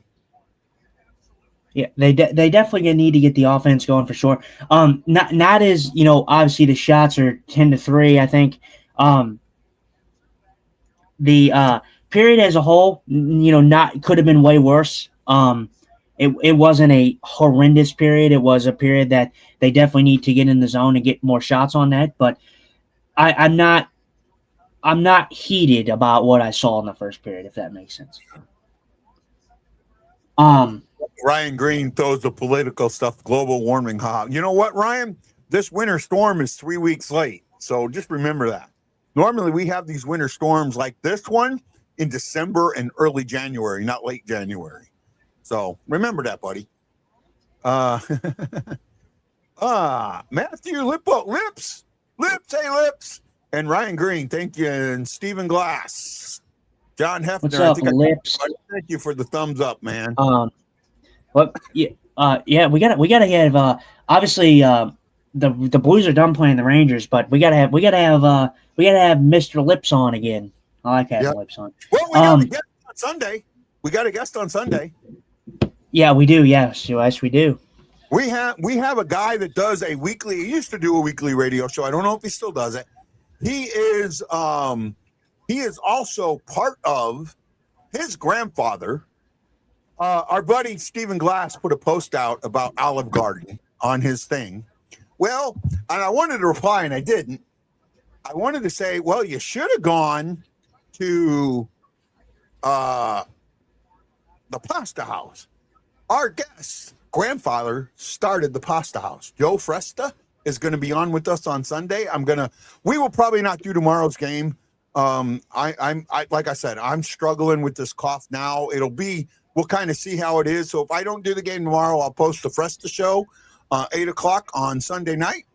We're going to play tomorrow by ear. Is that okay, Justin? Yeah, I mean, I'm fine with that. I mean, I could also, if that's not something you can do, I mean, maybe we could talk about me possibly doing that one if you're not around. But, if that is something that is wanted by the audience, like if there's like, oh yeah, you should do a show tomorrow, then, maybe I can consider doing one, because I got nothing. Like I said, we'll play that by ear. Sam says I'll definitely come back on the podcast, but I have to look at my school schedule. No problem, Sam. We'll work with you. We usually do a Sunday. Our talk show is Sundays, so we can kind of go there. We do it at 8:00 St. Louis time, so that would be 9:00 your time. But we could always bullet back an hour and do it at 7:00 St. Louis time, which would be 8:00 your time. Will signed my jersey. Well, I'm glad. Thank you. That's good. As we're getting ready for the second period, I think what the Blues need to do is get offensive, right? Just start getting offensive. Control the puck more, get it through the neutral zone, set up the cycle, and get some shots on net, right? Dallas is the fast team. They're a strong team. They're a good team that has been struggling a little bit, so you got to take advantage of it. Right. It's like I said, for me, obviously, I want to see more shots. I want to see the Blues get more shots. They need to get more shots, especially against a good Dallas team. But like I said, I'm still in the camp of I'm not angry about what I saw in the first period. I thought for the most part, yeah, the Dallas Stars had some offensive zone time, but the Blues did a pretty good job of keeping them to the outside where they were not allowing the Dallas Stars to get a lot of shots up close and personal on Binnington. A lot of it was from the outside. Binnington sharp in that period. The goal that was let up, not on him. It was a rebound. It was just right place, right time for Wyatt Johnston. Great player, by the way. Love Wyatt Johnston. Actually, probably very close for me. If I'm talking about Dallas, very close for me for one of my favorite players on Dallas. Him and Ottinger. Neck and neck. Well, Scary wants you to do the show. We'll see. I'm not signing up. I'm not ruling anything out. Let's just put it that way, right? Windy City saying, "What's up, hey Windy? How you doing, bud?" Shockey saying, "Yeah, I guess that's saying he wants you to do the show." How are the Blues last in the league in scoring because they just can't put the puck in the back of the net? It's that simple. I feel like Parayko should be more physical on the goal. On that goal against, he should be more physical, period. And I think that catches us all up. Well, and it's nothing like that. It's not like Guy doesn't want me to do it, and he knows that I can do it because I've done it. The concern, and the rightful concern, is it's a struggle for me. It's not as easy for me to do this like Guy does because I can't see like Guy can. I'm sure you have a little bit of trouble seeing sometimes, but I am physically like struggling with my vision. So yeah, I'm physically legally blind. So it is hard for me to do shows, and I don't really want to be up. But it's not a great sight for anybody to have to come in and see me doing this, like trying to look at the comments. And I understand that, but I think as for like what I do, like talking wise, like I'll usually do, if Guy's not here, I'll usually do a game, a play-by-play kind of thing, to where it's a little different, to where I'm actually engaging with the comments, but I'm more so doing a play-by-play almost. I mean, again, I'm not ruling anything out. I just got to make sure I feel comfortable with everything and how I'm feeling. So they don't. Wayne says they don't shoot enough shots that make it through to the net. That's true, Wayne. It just feels like they're not. Their sights are not set correctly. They need to sight it in. I just, and the Pareko comment earlier. Pareko just, for me, he needs to be more physical. Period. End of story. And he's not, right? Yeah, he's definitely not a physical. He's a guy that definitely relies heavily on his reach that he has with the stick. So Wayne says, if you want a stand-in to help with the show, I'd be available. The problem is, Wayne, you would not be able to show comments and read comments for Justin. And that's kind of the issue. There's only 2 other people right now that can do that, and neither one of them are available. So that's kind of where we run into the problem. Mm-hmm. And right. And like I said, there is ways, and most of the people who come on here and support it, we love you guys that come on and support every time we're live. You guys understand that I have trouble seeing. But as for people that are coming in and viewing the show that are, maybe new, I think personality wise, I'll be fine, getting in and being fine, helping them feel welcome into the show. It's just, they're going to see that, just like most people in my life, in real life, outside of this, I've had so many people come up to me in like the grocery store, and I had one lady one time, I was looking at like a thing of cheese, and it was pretty close, and she goes, "How does that cheese smell?" And I'm like, "I'm legally blind." So people look at you in a different way, and they think that you're like an alien almost, like you're just not human. So Brian Green, there is no way on this God's green earth, and I'm not a believer in God, that I would let you do this show. How's that? Jesus, don't hurt him. He says, "Let me do the show.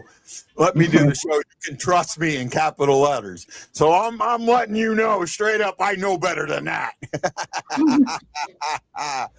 Is there a dual monitor system you can use to blow up the comments? Unfortunately, we're looking into something like that. Unfortunately, the way and Chris, you saw how the show is set up, how it's set up. He'd have to put this on like a 72-inch monitor, which he couldn't put in his room, in order for him to be able to read the comments without him putting it right in front of his face, even then. So and it's tough. I only have one monitor, and I'm watching the game on this monitor. So I'm using a small tab. Even I did get a laptop. I haven't used it yet. I haven't even opened it because I'm waiting for all that ordeal if I'm gonna get that machine that you've been talking about. I'm working on it, man. I've been sick the last couple of weeks. No, you're good. I'm not in any rush, but I don't want to break out any of that until I have what I need, and I can physically full setup. I mean, I can set up right now if I wanted, but I want to wait until I get the full experience and really just do it all at once and make sure that it all sounds good. But yeah, I don't have two monitors. I wish I could do it to where I could split screen it. Like, it'd be cool if I could have comments on one side and have the Blues game on the other, but that's not how technology is. So, right. Yeah. So we're working on something. Me and Justin are working on something. Bailey says we want Krabby. Who's Krabby? Krabby. I don't know who that is, Bailey. Right. Wayne says that's a problem in today's world, people. In today's world, just and I understand, and some people just they don't know, they don't understand, and and again, see, but Justin, this is the same thing I go at, and I say this, and I hope this doesn't hit you in the wrong. This is the same thing I go at with the officials. You make comments on the officials, and it's the same that the comment made on the lady. There's things that you don't know. There's things that she didn't know. So that's why I back off on the official some, because I always know that there's things that I don't know. Right? Because I've not been an official. I don't have their bird's eye view. I wish. Justin Carbonell. He's a year away. Justin Carbonell is going to be. I'm telling you, Justin Carbonell. I saw it early when he came into training camp. Justin Carbonell is going to be something special for this team. I feel it. I feel like they might have got some type of steal with him at 19th. I think the compete level is there. I think the blue collarness is there. I think he's going to fit right in with St. Louis. I don't know if he's going to be a massive like goal scorer or if he's just going to be a consistent 20-goal guy. I don't know. I mean, 20 goals is nothing to sleep on, but like I don't think he's going to be like some Nathan McKinnon or anything like that. But I think he's going to be a good player for the Blues. I think he fits the Blues system very well. Justin would probably be a good referee. He wasn't dropped to 109th. He was dropped to 19th. We got Carbonell at 19th, not 109th. Oh, why did he drop to 19th? Actually, I don't think he dropped that far. I think he was around. Yeah, I think he was plagued in that place. I think he was right? What? I think he was. I think wasn't he? I think they might have got him. I think they said that he was actually. They actually were surprised that he didn't go earlier. I think he was 14th, but yes, you usually get one or two teams. You get a couple of teams that they look at. So when in the draft, there are two different schools of thoughts in the draft. One is field needs. Two is best position available. Now, if you were in the field needs and you are at, say, 9, and your need is at 13, if you can't trade down to 13 or trade down to 11, you're going to take him at 9. Now, unfortunately, then you get teams to where their need, they want a specific player. Yeah, and while that player may be in the second round, they're not ready to wait until the second round to get him. They're just going to take him right here. No. They're gonna take the guy that they're most special. And that thing with Justin Carbonell, I mean, when they talked about it, Justin Carbonell was a guy that they were surprised was available, and they said that was a guy that we liked, and we went with him. So I like that mentality. They didn't hold off. They took what they wanted, and he is a winger. I don't know if the Blues necessarily needed a winger when you look at what they had, coming up through the system, but. Yeah. I thought center was a position that the Blues desperately needed. But if you look at that draft, there wasn't much when it came to centers. Like most of those guys went in the beginning portions, the top 10. Justin Carbonell was a great fit. And I think that the Blues, me and Guy have talked about this a lot, that the Blues draft really well in that middle area. Yeah. So, right. And I think the reason they draft really well in that middle area is because they look at the player, they look at the type of personality you're getting, and I think they saw Justin Carbonell and they said, this guy is a blue-collar worker, and he's going to be a good fit in St. Louis. By the way, puck drop. Yeah. Dallas won it. Second period, yeah. I know where I'm at. Yeah, I'm not that far behind you. I'm a little bit behind you, but not that far. Yeah. Dallas in the zone, getting some zone time, but started the second period. I don't always agree with this. Bailey says, take the best guy. If you don't need him, trade him. It's the mentality that you need to have in the draft. It's my opinion. Well, here's the thing. I disagree with that. Somebody's getting a penalty, Bushnevich. No, I think it's Jamie Benn. Jamie Benn grabbed power play. Ben's getting the penalty. Yeah, Jamie Benn grabbed the penalty for holding on Bushnevich. So there we go. And their coach ain't happy either. So that's a hold. That's a hold. That's an absolute hold.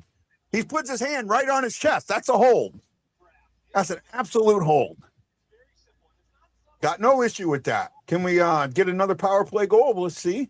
Yeah, we shall see. Dvorsky, I love that Dvorsky. Obviously the Blues are banged up right now. Dvorsky is getting a more prominent role here, but I do like that they're having confidence in him out there taking the face off.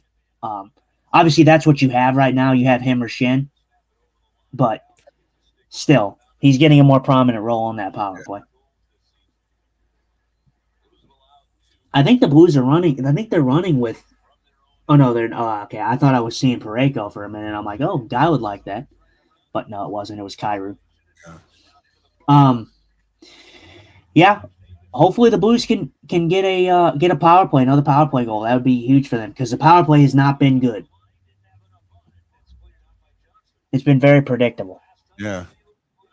Yeah, the thing is, so the draft is hard. And so here's the thing. How many of you remember the movie Draft Day? Since that movie's come out, a lot of people think the draft is something like that. And trust me, Draft Day, no matter what, would never, ever happen in the NHL. There is no GM in the world that is going to give up 3 first-round draft picks to move up 7 spots. Not going to happen. Mm-hmm. Not going to happen. There's no way, right? And too many people think that that's the way it works, and and it doesn't work that way. You have to look at 2 different things. You have to fill your needs, and you have to look at best available. The one thing about the NHL is rarely do players come right out, get drafted, and that year they're drafted play in the NHL.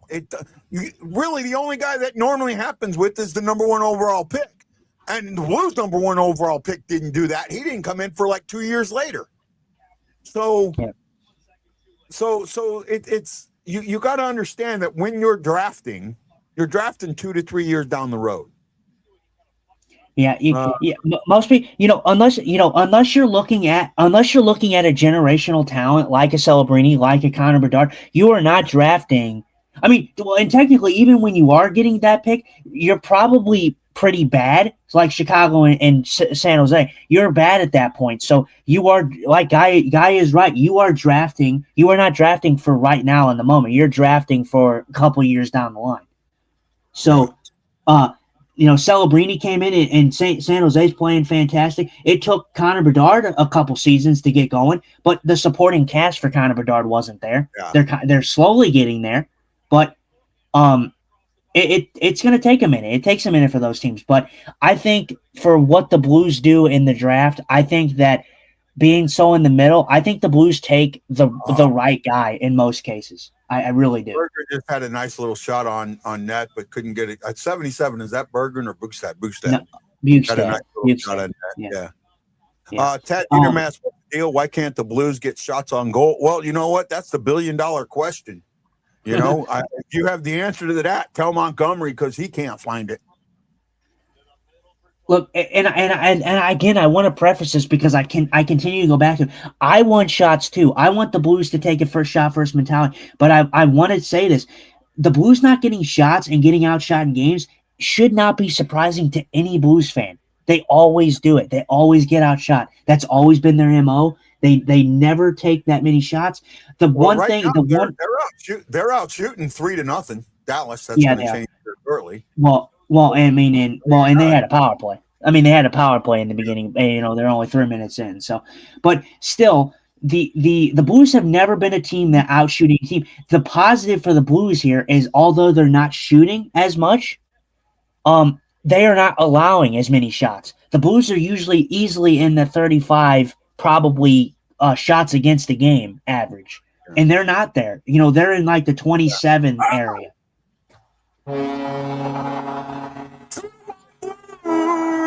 I think that was Bushnevich. I'm not completely sure. Yeah.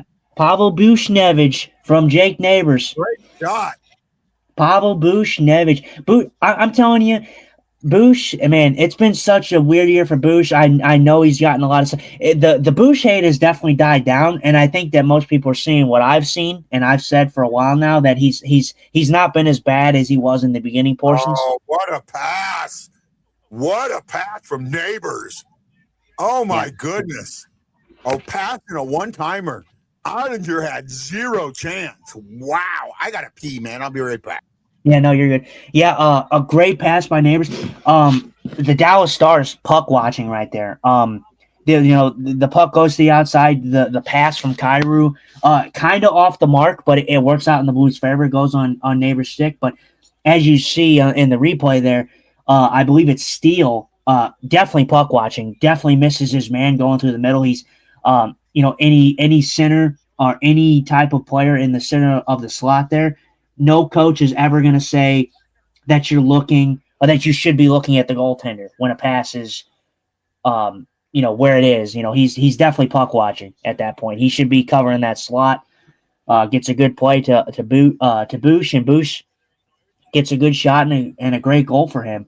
Like I said, I'm glad that the Bush hate has died down a little bit. He definitely deserved it in the beginning portions, but Bush is a guy that has played really, really well since that Philadelphia game, in my opinion. I mean, obviously there's down games, but he has not been nearly as bad as he was. If I can figure out, okay, I can just remove these. I don't want to move. Okay, there we go. There we go. Looks like we might have figured it out, ladies and gentlemen. Let's see. Bush in the 25th century. Yeah. He's, like I said, he's gotten a lot of slack, and it was definitely well-deserved, but he's been pretty solid for the most part, in my opinion, since that Philly game. Eyes in the back of his head. Yep. Eyes in the back of his head. Bush actually shoots it. Yep. Bush does shoot, finally.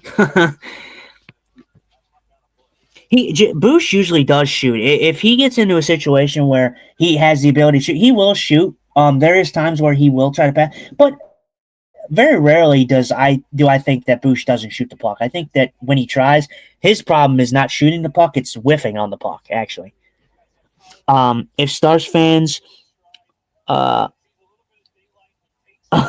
if Stars fans are like Blues fans, they're saying they suck or Otters suck. Yeah, no, I would never utter that. If I was a Dallas Stars fan, I would never ever utter that.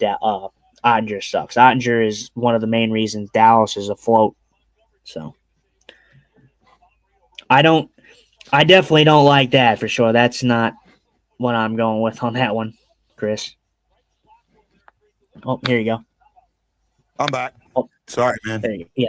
No, you're good. I was trying to read the comment. It's confusing because I'm trying to get used to I'm still getting used to the comments because I think most recent comment is the bottom comment and not the top comment.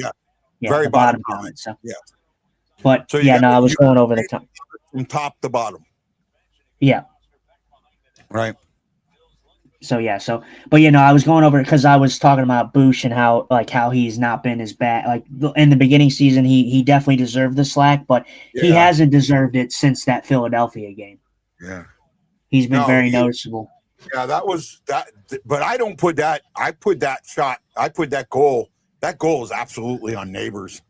I mean, Neighbors isn't going to get credit for it. That's Neighbors' goal, right? You know what I mean? Hey, I've always viewed anything with hockey, with assists and everything. People, obviously you want goal scorers, but assists are just as important, man, because assists are what create the play. Yeah. Very good play by Jimmy Snuggerud there. Jimmy Snugglebug with a great stick in the slot there, preventing a shot. Yeah. I mean, they haven't allowed Dallas a shot yet. And we're what? Okay, Blues going on the penalty kill. Snuggerud, I believe. Yeah, 21. Snuggerud with a great play in the slot there though, because there was a Dallas Star right there. But he was very strong in the state. I didn't see the penalty. It wasn't that play. It was after that. But Blues going on the penalty kill. Hopefully they can continue a strong second period. Second period's been very rough for them this year. I'm with you. As we all know. I don't think we read this comment, did we? Pin. I'm not. All right, Oh, all penalty. right. Oh, okay. Yeah. Yeah, it was, but I didn't see it. Like I said, it happened after the great play that he had. But Dallas was getting some zone time. I do think though, although the Dallas Stars are getting zone time, they're not really getting much in the inside. I think the Blues are doing a good job keeping them to the outside. Now I will tell you this. I know we argued about the Blues have played better 5-on-5 this game than the Stars have. Well, and I want to say the 5-on-5 game has been there effort wise. I'm telling you they've scored. They scored 5-on-5 in this game, but I want to preface they deserve to score 5-on-5 in Winnipeg, and they should have, and they had a lot of chances. Their goalie was really good. Comrie had a really really good game, but yeah, no, they've been good in this game. I think that obviously the shots haven't been there, of course, like we've talked about, but I think that they've done a good job of neutralizing Dallas on the outside. So I agree with you at this point. let's see. I know that I know you don't want me to bring up comments, but I've been seeing them pop up, so I like to at least show them. At least even in Winnipeg, the 5-on-5, yeah, they played well. Yeah. So you're agreeing with me that should not be named. Yeah, you are agreeing with me there. So it was good. The 5-on-5 play was good in Dallas or in Winnipeg.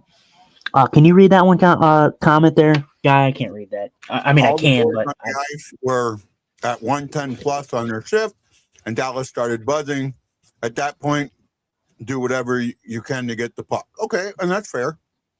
yeah, stop the momentum. I get that, and I definitely get that. Like I said, there's been in the beginning of the game, the Dallas Stars were in the zone for felt like 2 minutes, but I felt like a lot of it was on the outside. So I mean, I do feel that the Blues have done a good job, like I said, keeping them to the outside. Dallas for me, the weird thing for me is I think Dallas is a great team, and Dallas is one of my favorites to win the cup. And this is the year that they need to capitalize and actually win a cup because they've been in that discussion for a while. Dallas is a team that for me is not. They're not a high potent offense. They have some great players. They're a great team, but they're not a team that can really score at will. If that makes sense. They're not at Edmonton. They don't have a Connor McDavid, Leon Draisaitl that just feel like they score willingly, and they don't have a Nathan McKinnon that just takes over a game at any drop of a dime. I just think that they're a very good structured defensive team that doesn't give up much, so they don't have to go out there and score 17 goals a game. And as we say that, Dallas, they put a puck in the net, so they score a power play goal. Matt Duchene, great play there. Kind of off the rush, not much zone time there. They weren't really getting much, and then they come in off the rush, and Matt Duchene buries a one-timer, or not a one-timer, but a pass across the ice. Let's see.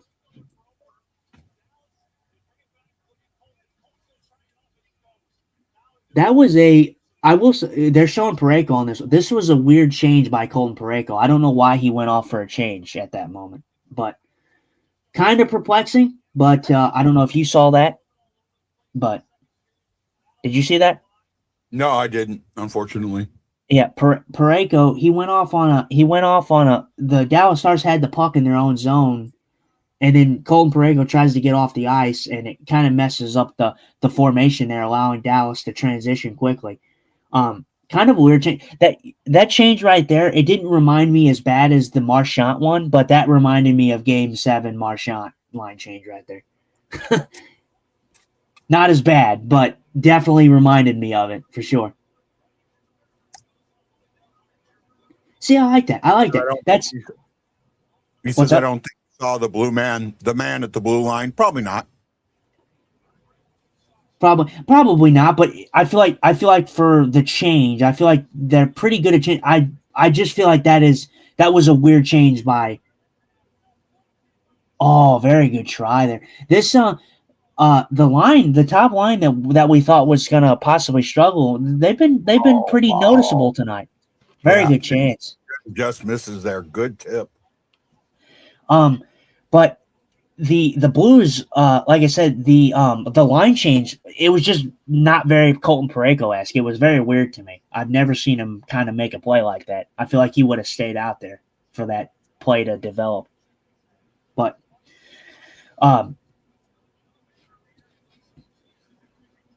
yeah, the line for them though has been pretty good though. The shin line, the top line that we thought would be kind of not noticeable has been pretty noticeable tonight. So. Oh, and you know what? Shen was my player to watch tonight, so he hasn't been on the board, but you were right about Kyrou though. Kyrou has a assist in this game. Are you here? Are you what's happening? No, I just got two different things going on. I'm sorry, man. I would assume are we.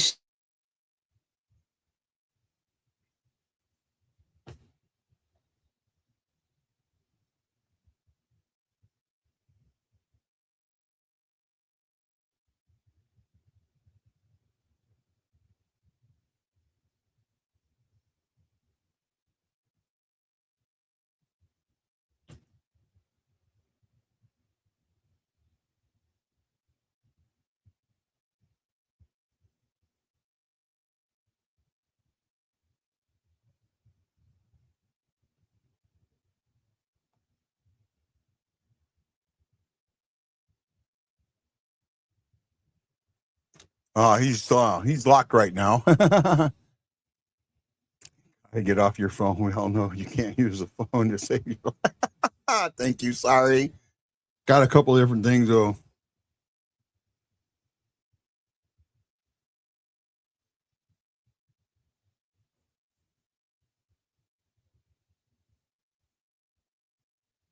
There you go. Looks like he's back.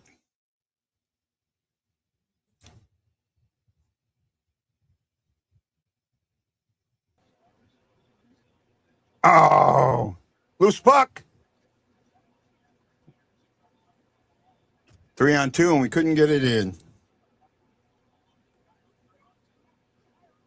Oh, well, there you go. Well, at least he's. Oh man, very good try.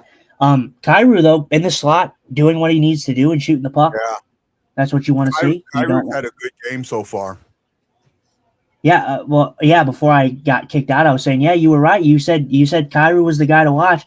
I didn't pick Kyrou. Kyrou, obviously, not obvious pick like I've been saying, but the Kyrou was a good pick. I picked Kyrou in the last two, so I was like, I didn't want to pick him tonight just because I picked him in the last two. So I was like, I feel like I wouldn't be original if I picked him third time in a row. Both my picks have been good tonight, Bennington and Kyrou. Yeah, I picked Shin, and Shin doesn't have a point in this game, but the line's been good. So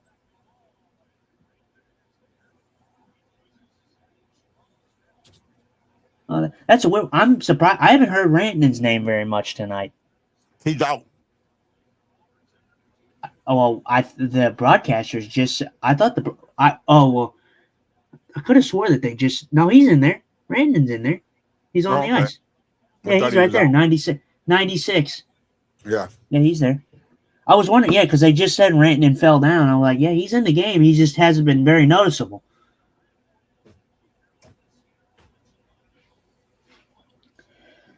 Oh, nice hit, Boberg. So it looks like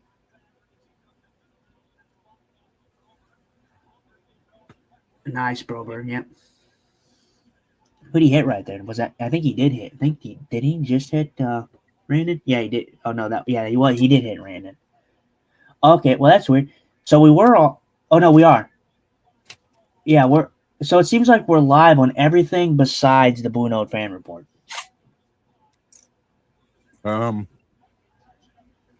Yeah, I've tried to. I'll try and put it back in. I mean, it's fine. I just because I've been looking at it, trying to keep an eye on it. But yeah, everything. Mine's alive. Yours is live. Even Vitaly Hideaway is live.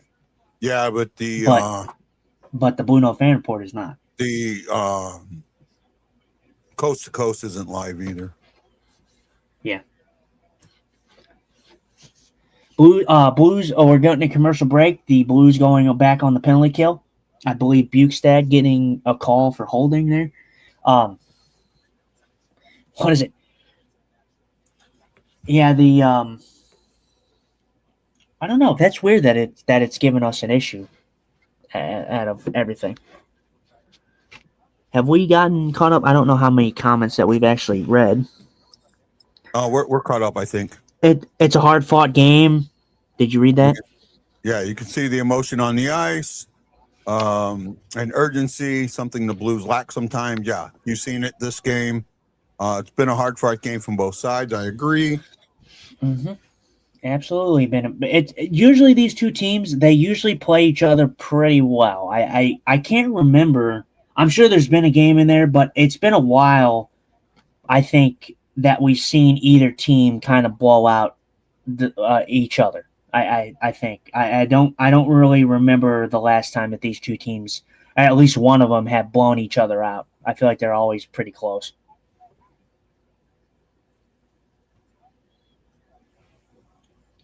Which is good because I think that this type of style, the style that Dallas plays, it doesn't favor the Blues, but they play on an equal level. Both teams are very, very equal on how they play. They're very blue collar. Both teams. Think the penalty was soft. No, it was a hold. The Blues were tired. They were getting extended zone time. I think it was Bukestad. If Bukestad was the guy that actually took the penalty, I think that's who it was. I didn't hear it on the. They gave it to Snuggie, right?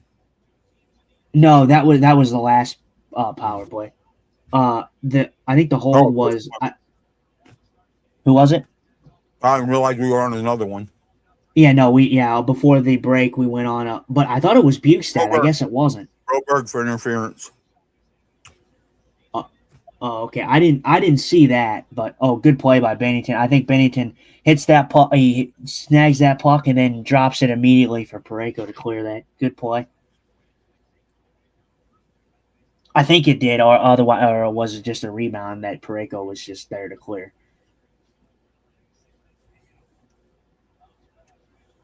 Nice. Rompe Hintz just misses his stick there. Big kill here for the Blues. Hopefully playing decent. Both teams have 12 for shots right now. So the Blues, if everything's accurate, the Blues have outshot the Dallas Stars in this period 9-2, I believe. 9-2 is the shots in this period.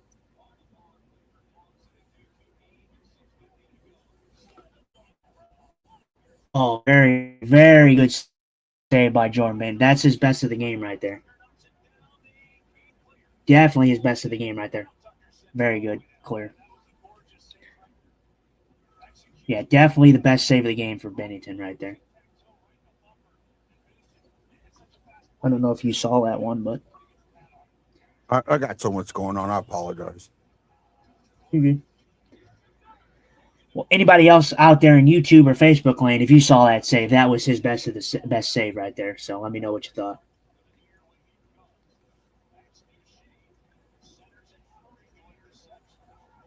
Dallas Blues are, like I said, the Blues are doing a good job keeping them outside. Dallas is doing a lot of trying to force this puck to the middle, and it's not working for them right now. They're trying to force it through 4 Blues players, and it's just not working. Big kill for the Blues there, though. So Dallas has capitalized on 2 of the 3 power plays. They've scored on nothing but the power play. So 5-on-5 has been good for the Blues. So hopefully they can keep this game for the rest of it to 5-on-5. Stay out of the box.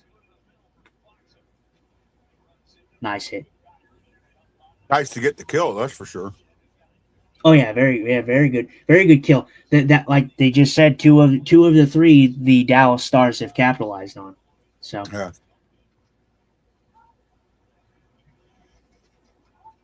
But that's good. This is an area that the Blues have struggled with for the most part. 5-on-5 was a problem for the Blues. So we are seeing a little bit better of a situation where the Blues are playing well 5-on-5, which is good to see.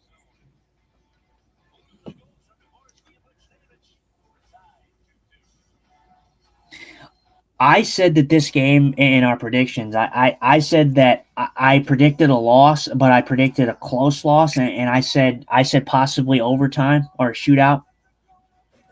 Oh, I predicted a blowout, so I'm glad I'm wrong. I did you? No, I don't think you did. Did you? Oh, no, I think you did. Yeah, you said 4-0. 4-1 or 4-0. Yeah. Yeah. Well, yeah. So technically, you are wrong because they scored 2. So you are wrong. So that's good. Maybe we just got to start doing that, or maybe you got to start doing that. Just predicting Blues losses.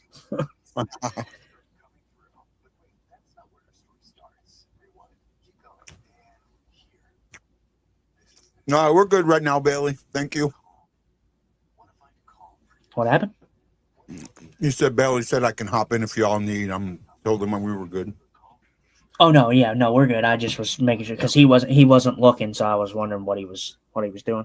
I have this message, so I assume that it was up and then it wasn't, or it didn't go through at least. I had that red message on. I said I have that red message on my screen again. I would assume that it just didn't go up. Don't worry about it. Just click and it'll go away. Oh, okay. I didn't know that. I was looking for the X button. I was wondering where it was. No, if you just click, it'll go away. I'm not going to worry about it right now. Yeah, no, you're good.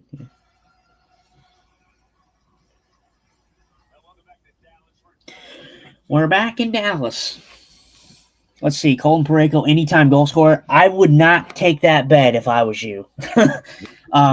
They're showing the bets right now. Miro Heiskanen with 1+ shot on net. That's pretty. He has 0 shots right now, which is pretty interesting. I'm pretty shocked about that.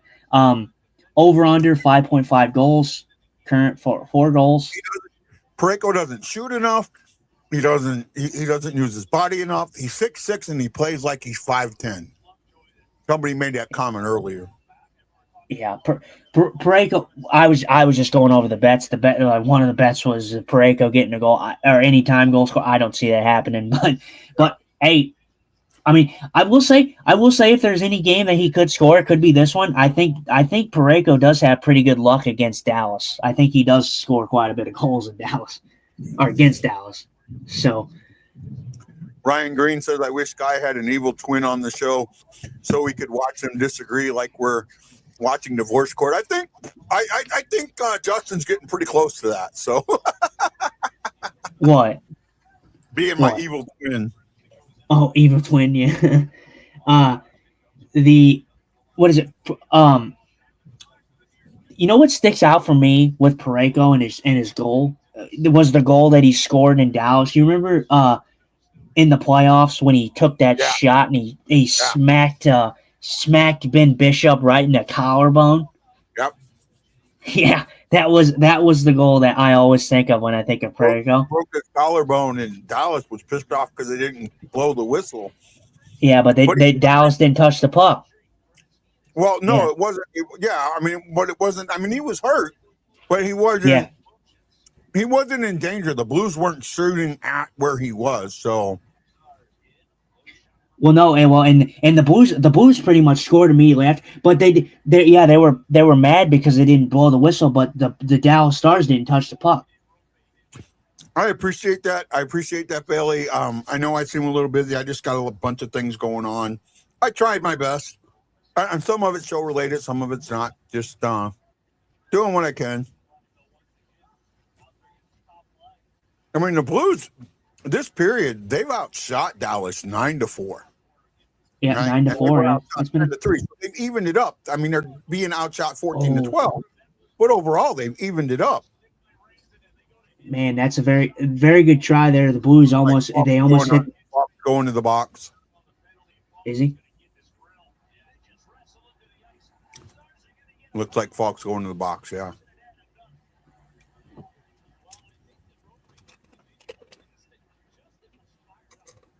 Yeah, Justin Falk not happy there. I think they're talking about Rope Hintz holding his stick. Never. Well, you may not mind, but I mind. So what?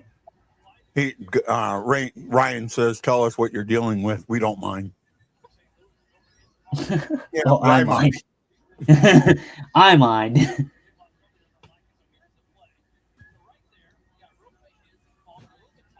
What in the world? What am I looking at?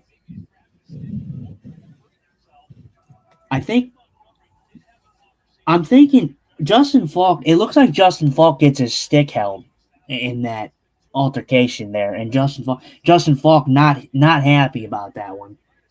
Yeah. It looks like Rope by Hinch grabs his stick in that little thing there on the boards, and then he wouldn't let go, and then Falk got rough with him. Yeah. But it was weird. They called interference. I think they called interference was the call, which is weird. Ryan Green. Yeah, Ryan Green saying, "We are like family. What happens on the show stays on the show." Ha ha. Yeah, I don't think so. So, this is what it is.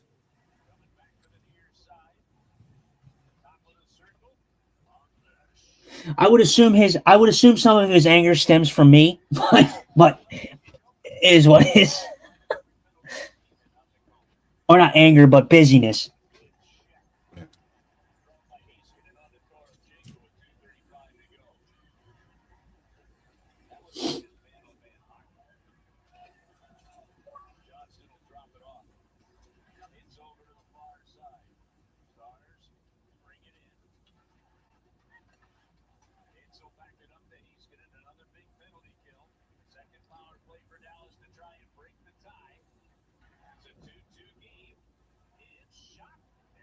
Oh, very good block there by Fowler.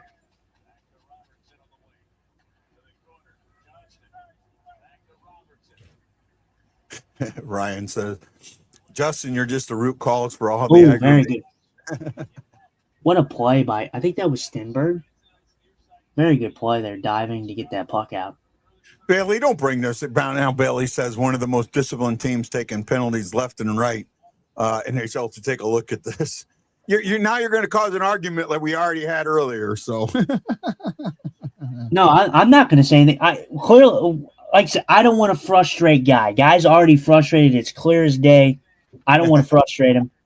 I mean, I'm not saying anything. The penalties were penalties. I mean, the last one. Now it looks like we're going on another one. I will say the most recent. Oh, we are getting another penalty. I thought you were lying. Huh? I thought you were lying. No. The Blues. I will say though, there's been two. I think that's the third penalty in the last 5 minutes or the last 10 minutes of the period here. I think that's a little bit too much for my liking. Fourth penalty they've taken in this period since the 11:50, almost a 12-minute mark. So in 6 minutes they've taken 3 penalties. Yeah, for me, it's too much. I get it, but like the one that I have the issue with was possibly the Falk one. The Falk, if you see it, Roble Hintz grabs his stick. Yeah. And for me, myself and Guy advocated. That's why I've advocated for a while now about having that fifth official in the, up in the box, so some of this stuff can be covered. So they can turn around and go, "Hey, that's not what it was." But it's never going to happen. Because I've never heard anybody else talk about it, but it's really what they should do. And also the other problem I have with the replay being in Toronto is a lot of times that Toronto doesn't, because the vibe of the game, what's actually happening at the game, what's happening in the arena matters, right? And Toronto doesn't get that feel. For example, I think if you had a fifth official, like the one goaltender interference one that the Blues got, the one that was egregiously, yes, it was, and they decided it wasn't. Yeah, where, Seattle. where Toronto official agreed with the guys on the ice. Somebody in the booth watching it live is not going to agree with that. Mhm. Right. Yeah. And is going to be able to say, you know what, hold on, take that 1,000-foot look. Right. Step back and take that 1,000-foot look. So when that is the biggest problem I have with officiating. I think that they do need they need that video replay official to be in the building, not in Toronto. I get the war room, and I don't have an issue with the war room. You can still keep the war room, but I really want that guy in the arena to have the say. I want that guy who can feel the vibe of the game, feel what's happening out there, and say,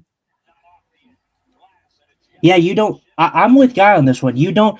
If you have an official in the arena, a fifth official who's looking at the game, the official in the arena can feel the ebbs and flow of that game and how that game's going. You can't do that from Toronto. Go ahead. You can read that comment. So Bailey says, what is this? Let the boys play. This has nothing to do with y'all's argument. I'm giving my 2 cents in this issue. At some point, as a ref, you've got to take a step back and already realize that you've called a couple of bad penalties, put the whistles up for a bit. But you see, the problem is you can and cannot do that, right? I think that,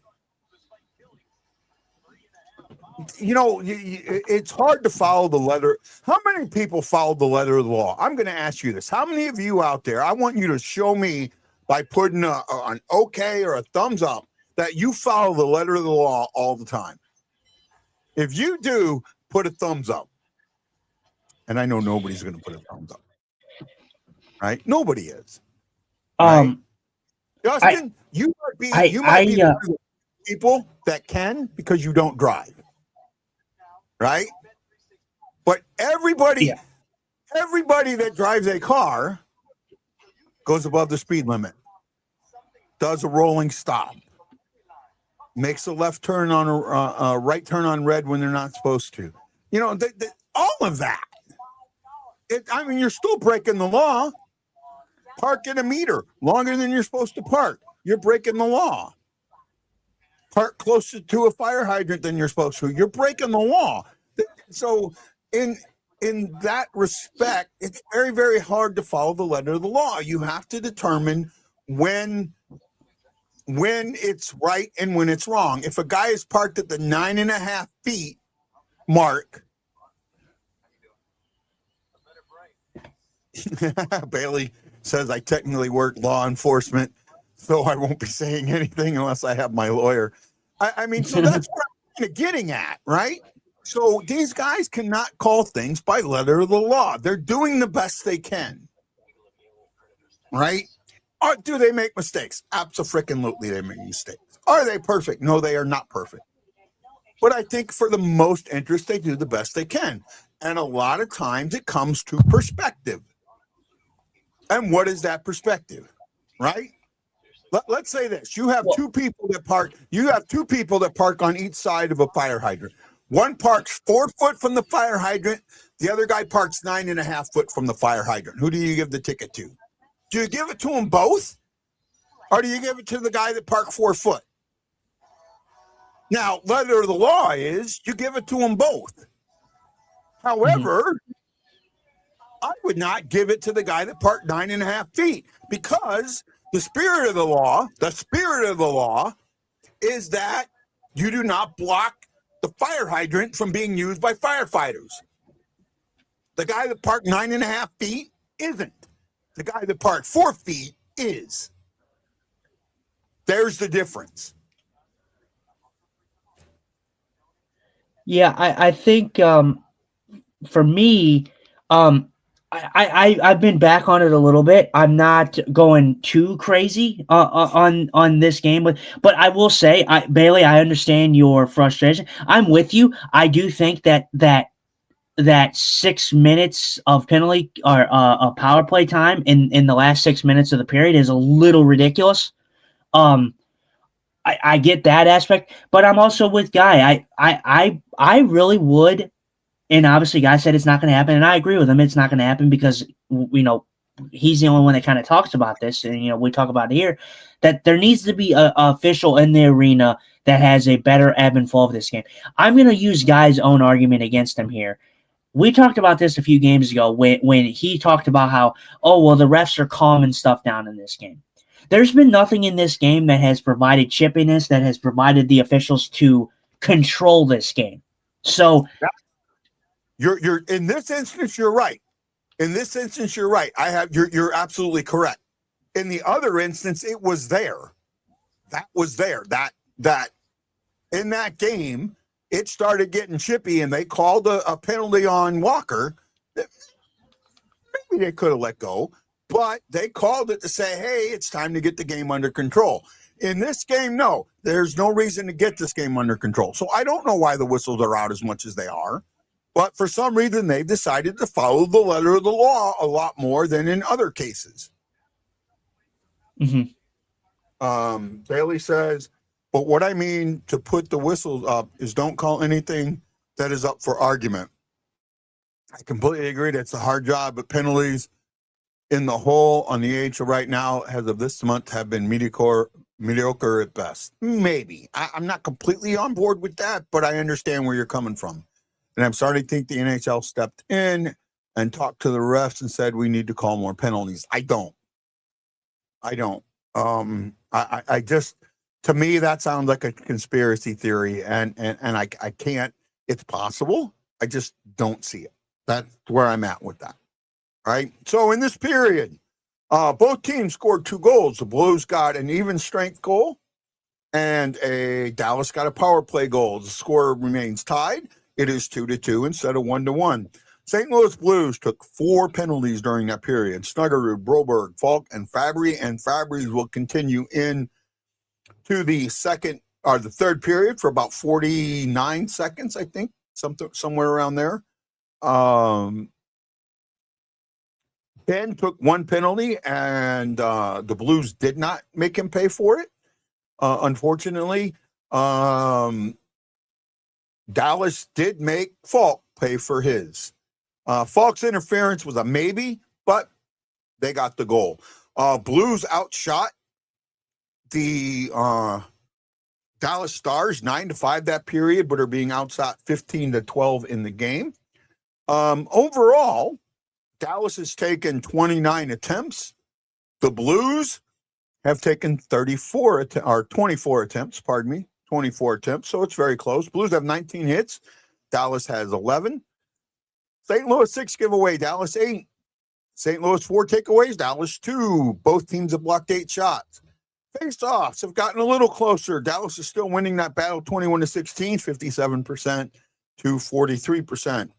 Best face-off guy for Dallas has been, I can't even pronounce this dude's name. Ela, or is that right? No. Justin Herchukowan. I'm not even, wow. He is 4-0. He is 4-0. He's been perfect. For the Blues, the best face-off guy has probably been Shen at 63%. Schneiderud's 100%, but he only took 1 face-off. So to me, you got to take at least 4. So in that case, I'm going to give it to Shen there. Overall, that was a very, very, very, very good second period by the Blues. Yes, it was evened up, but considering the fact that they are usually a minus in the second period, I'm okay with it. I thought they played well most of the period. I thought they did well with all the penalties that were called. Right? And, I don't know why in some games it's letter of the law, in other games it's put the whistle away, as Bailey said. But both teams have to deal with it in cases, right? Sometimes they go one way or another, but for the most part, I don't have complete. I can't sit there and say that this game has been called terribly. You know, it hasn't been called great, but it hasn't been called terribly either. So that's my 2 cents on it. Justin, you're muted. Oh yeah, it could definitely be way worse. I mean, it could definitely be way worse. Like I said, I will say the only issue I had with any of those in the second period was the Falk one, because you do see Rope Hintz grab his stick, which he should have been penalized for. If you wanted to take Falk, fine, but you should have took both guys. You should have, but that's okay. I'm not overly angry. I'm not over angry about what I saw. Obviously, we talked about the first period one. I didn't agree with that one. I think me and you both agreed that was not a hold in the first period.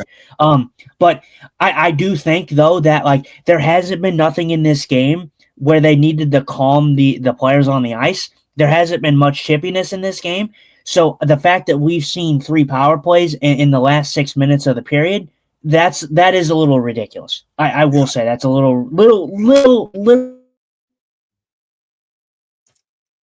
It's actually 8 minutes, not 6, but I get where you're going at. Bailey says, I'm in love with the chippiness in the NHL, and when the refs step in, it just kind of makes me sad. Well, I gotta say this. I'm old school hockey. I grew up in that period of, you know, I grew up in the Ice Guardian period. Kelly Chase, Tony Twist, Bobby Plager, and so on, and Stu Grinton, and you know, all of these guys. I grew up in that period.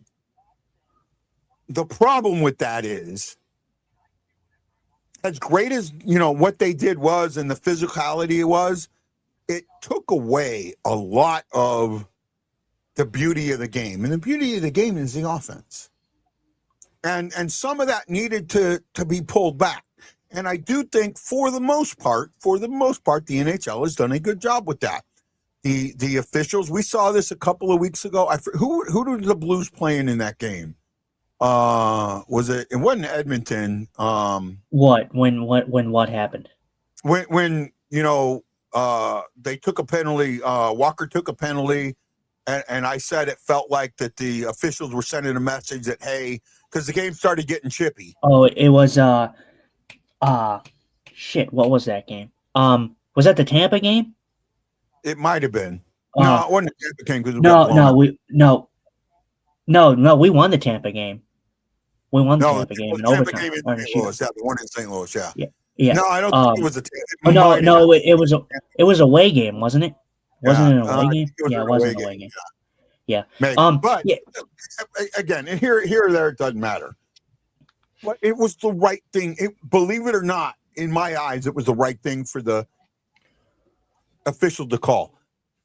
I am not 100% a fan of 120-minute penalty games.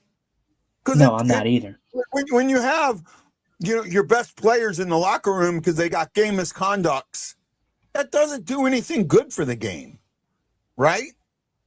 I love the chip. I'm going to read the comment in whole. As you probably know already, in the early 2000s, before slashing and stuff wasn't called, unless it was major, it provided the grit of the game. And I don't want to watch a game where it's a penalty left and right unless it was for scrums back and forth. I didn't want the scrums out. The beauty of the game could still be found, and it's what makes the greats even better. They found a way to make plays through the dirty. But that was just limited to only a few people. Now you have so many more superstars than you had then because the game has gotten opened up a little bit. More players are able to showcase their skills. And I forget who it was. I had a guy on, I think it was Jamal Mayers, who said, I hated that they coached the skill out of me. And during that period that you're talking about, Bailey, that's what happened. A lot of guys got the skill coached out of them, where now that doesn't happen. And that's what I like, is you're seeing skill. Look at Walker. Walker's got skill. He's a fourth liner, but he's got skill. In the old day, you'd have never seen Walker's skill because all Walker would have been doing is going and finding somebody to punch. Am I wrong there? Justin? Yeah. No, I agree with you. Like I said, I like I like when things get left. Feisty, look at a couple nights ago, we had a goalie fight. Yeah. We had a goalie fight. But the thing is, I will say though, I mean, it wasn't an extremely impressive goalie fight. But I think back to that, and then Bobrovsky just pummeled his ass. Yeah. I mean, but there was a lot of shots that missed, but like it was out of. I look back at that one, and I look back at the one where Fleury and Bennington, they should have went at it, and they should have let them, and the officials did not. So, although I do think that it is a different time, it is a different time period. Things are going to change. I do think that there is times where chippiness is okay. Don't let it get out of hand, but like. There is times where you see guys that should, go at it, and they don't go at it, and the officials will not let them go at it. So I do think that they have pumped it down a bit. I do think that it does get lost in translation sometimes. That, like I said, goalies don't fight a bunch, but a moment like that, they should have let them go. They most definitely should have let them go in that instance. And then there's times on the ice where the players will go at it, and they should go at it, and the referees will pull them apart because they don't want to have a fight. And they don't do it completely all the time, but there is times where there is chippiness, and they should allow it because that's what makes the game, That's what makes it competitive. Stephen Glass says for the refs, I think they've been told, and he agrees with you, Justin. I don't, but he does, and I'm reading it, and I'm not trying to cause anything. I think they've been told to call penalties. I think the NHL wants to see teams on the power play, especially the best one. That is a huge issue with the league in their attempt to make the game more offensive.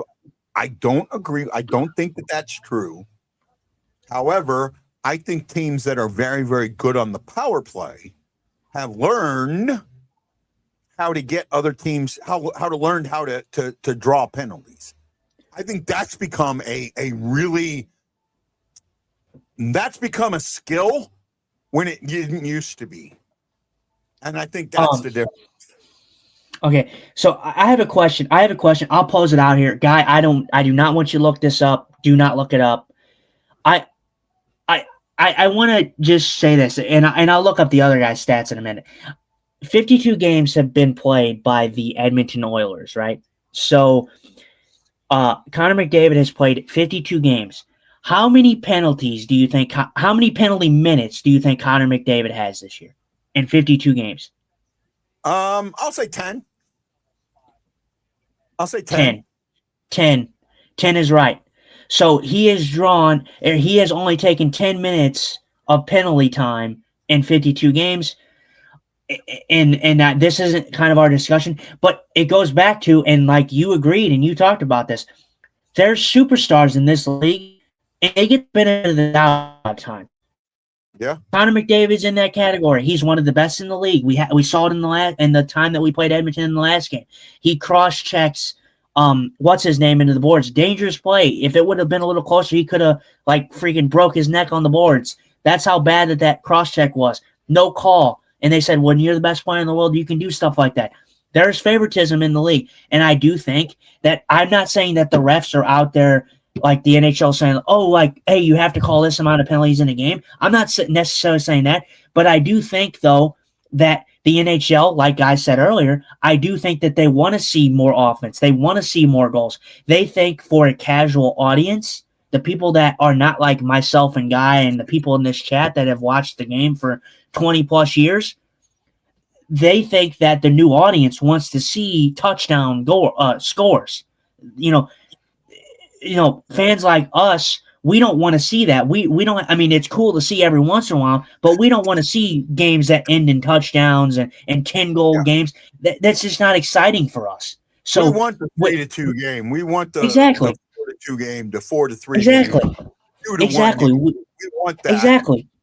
And I get that. Well, we're about to go into the third period here. Yeah.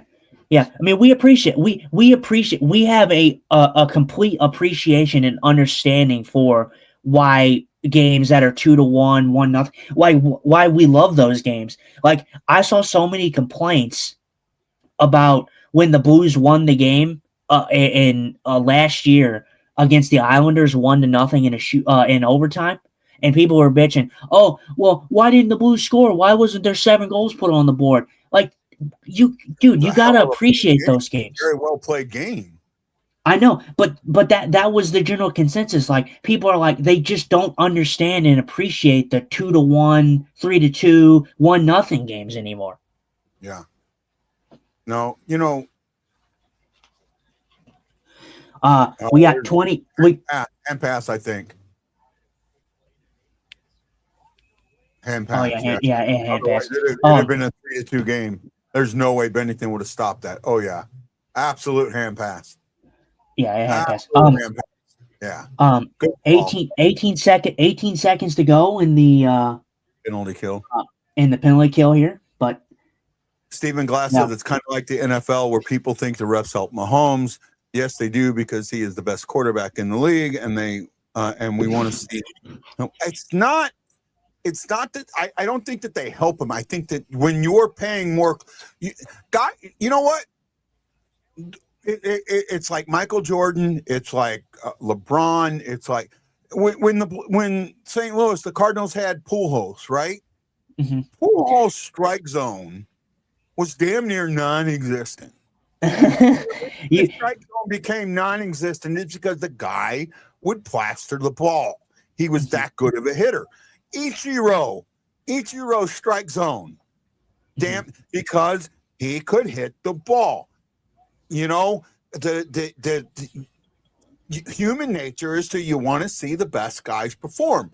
So when that happens, the ref, subconsciously is gonna call the strike zone tighter. Yeah, right. They're gonna call things on Mahomes that normally they might have let go. They say, nope, that's the letter of the law on him. Yeah, you can play the game, and it's been happening since Babe Ruth's day.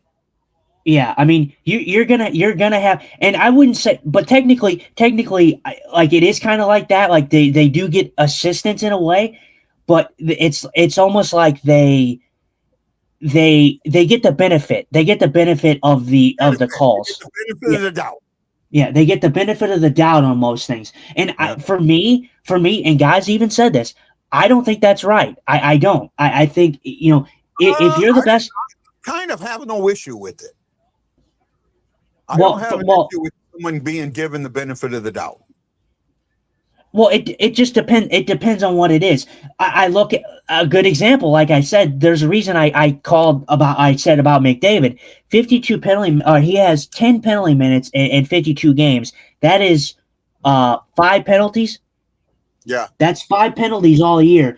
I guarantee you that Connor McDavid should be getting called for way more than 5 penalties in 52 games. There's no.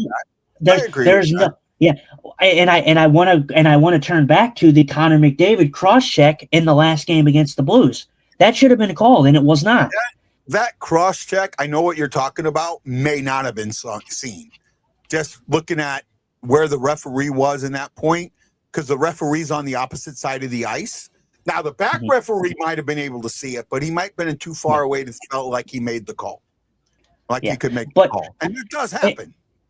And that's just an example, because that's the thing that came off the top of my head. I don't watch every Edmonton Oilers game, but I'm making it a point. It happens with Nathan McKinnon. I mean, Nathan McKinnon's so fast, and he knows how to turn down to that. And these guys are good enough to draw penalties, and they do get the benefit of the call. But I will say that there is times that that these players, they barely get touched, and then there's a call coming against the other team because of it. And I don't necessarily agree with that. And while I understand your point of view on that, it's the best players, the guys that it's almost like they've earned that right to have the space. And I know you may say that's wrong, and I completely get it, but I understand it. So that's where I'm coming from. Mm-hmm. I'm going to call up Jamie Rivers, has a skill guy who does not commit penalties. He had a reputation, so they are not looking for McDavid to Rivers was a penalty guy, if I remember right. Yeah, I don't know if I think Rivers probably was a penalty guy. I know Jamie too. I know Jamie too. I have his phone number in my phone. I'm going to call up a Jamie Rimmer semi-quote from a couple of years ago. NHL players back in my Rivs day had a relationship and knowing of the refs. I don't think I see that nowadays. I disagree with that. So I misread you. I get your comment. Something else came in. So that's why I didn't completely. Now, Ref David is a skill guy. Okay, that's why I got the two comments mixed up. Who does not commit penalties. He has a reputation, so they are not looking for McDavid to commit a penalty. That I agree with. When he may be committing penalties, but again, you're right. yeah, I mean, like I said, don't get me wrong. Like I said, it's been a thing since the end of time. Since that's been a thing, and I understand it. You do want your best players to be your best players. That's what draws your audience. That's what draws casual audiences to the product. But again, I want to make the point that I think if you're the best player at your sport and you're the best player at your game, you shouldn't need assistance and getting benefit of the doubt. You should, if you're the best at your sport, and I know it's a half, like half and half. I agree with you, but I agree with this point that if you're the best player at your sport, you shouldn't need the extra assistance. You shouldn't need the benefit of the doubt if you're that good. I do understand that. I do understand that thought process. I do understand that. Not that I completely agree with it, but I do understand it. Mm-hmm. Yeah. It's like a 50-50. Can I say something here when it comes to you and me, right? Mm-hmm.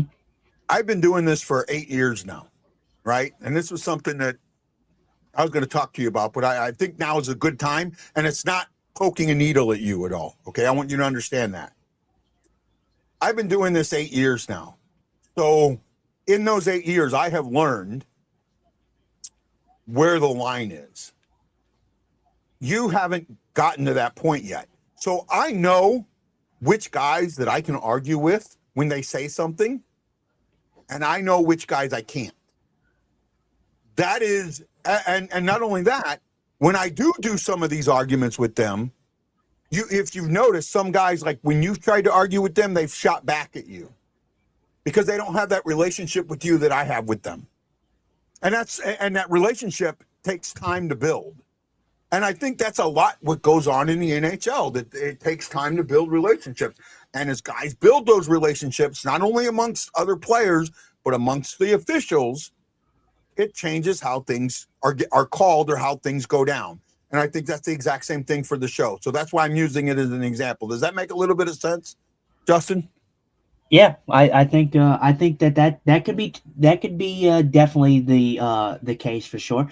Like I said, we talk about it. It's been a heavy discussion. But I'm trying to do a little better at not being as. That was not me taking it. I want you to understand that was not me taking a dig at you. Okay. No. I'm saying no. I'm not been on. I'm saying like trying to do a better job, not giving the officials such a hard time. Like I'm trying to not be so harsh on him, but I still want to set the precedent that as a fan and as someone in media that is doing this, I do want the league to be as best as it can be, and I think that there is things that they could do to make that possible. Just like we've been talking about, the fifth official and rule changes that they can make the 3-on-3 overtime, but I think that is our job as media to go out there and speak the truth. Sometimes, obviously, within the boundaries, be professional, be this, be that, but you need to set the precedent that we want things to change. We want the product to be the best that it can be. So.